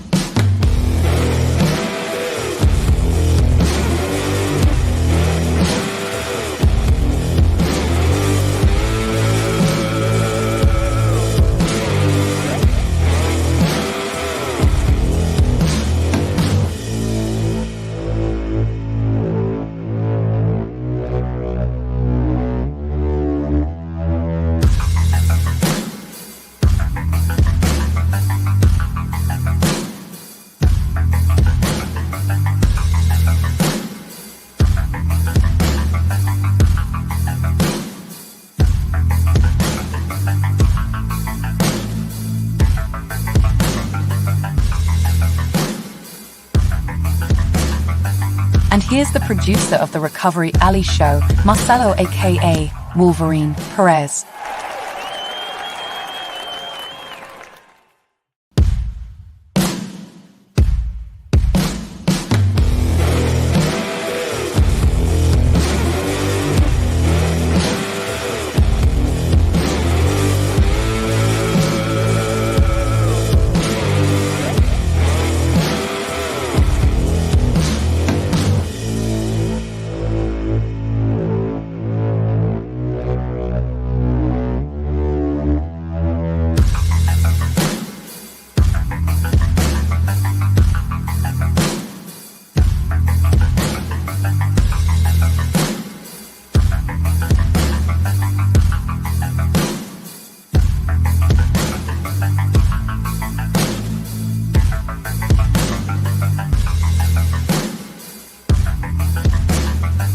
And here's the producer of the Recovery Alley Show, Marcelo aka Wolverine Perez.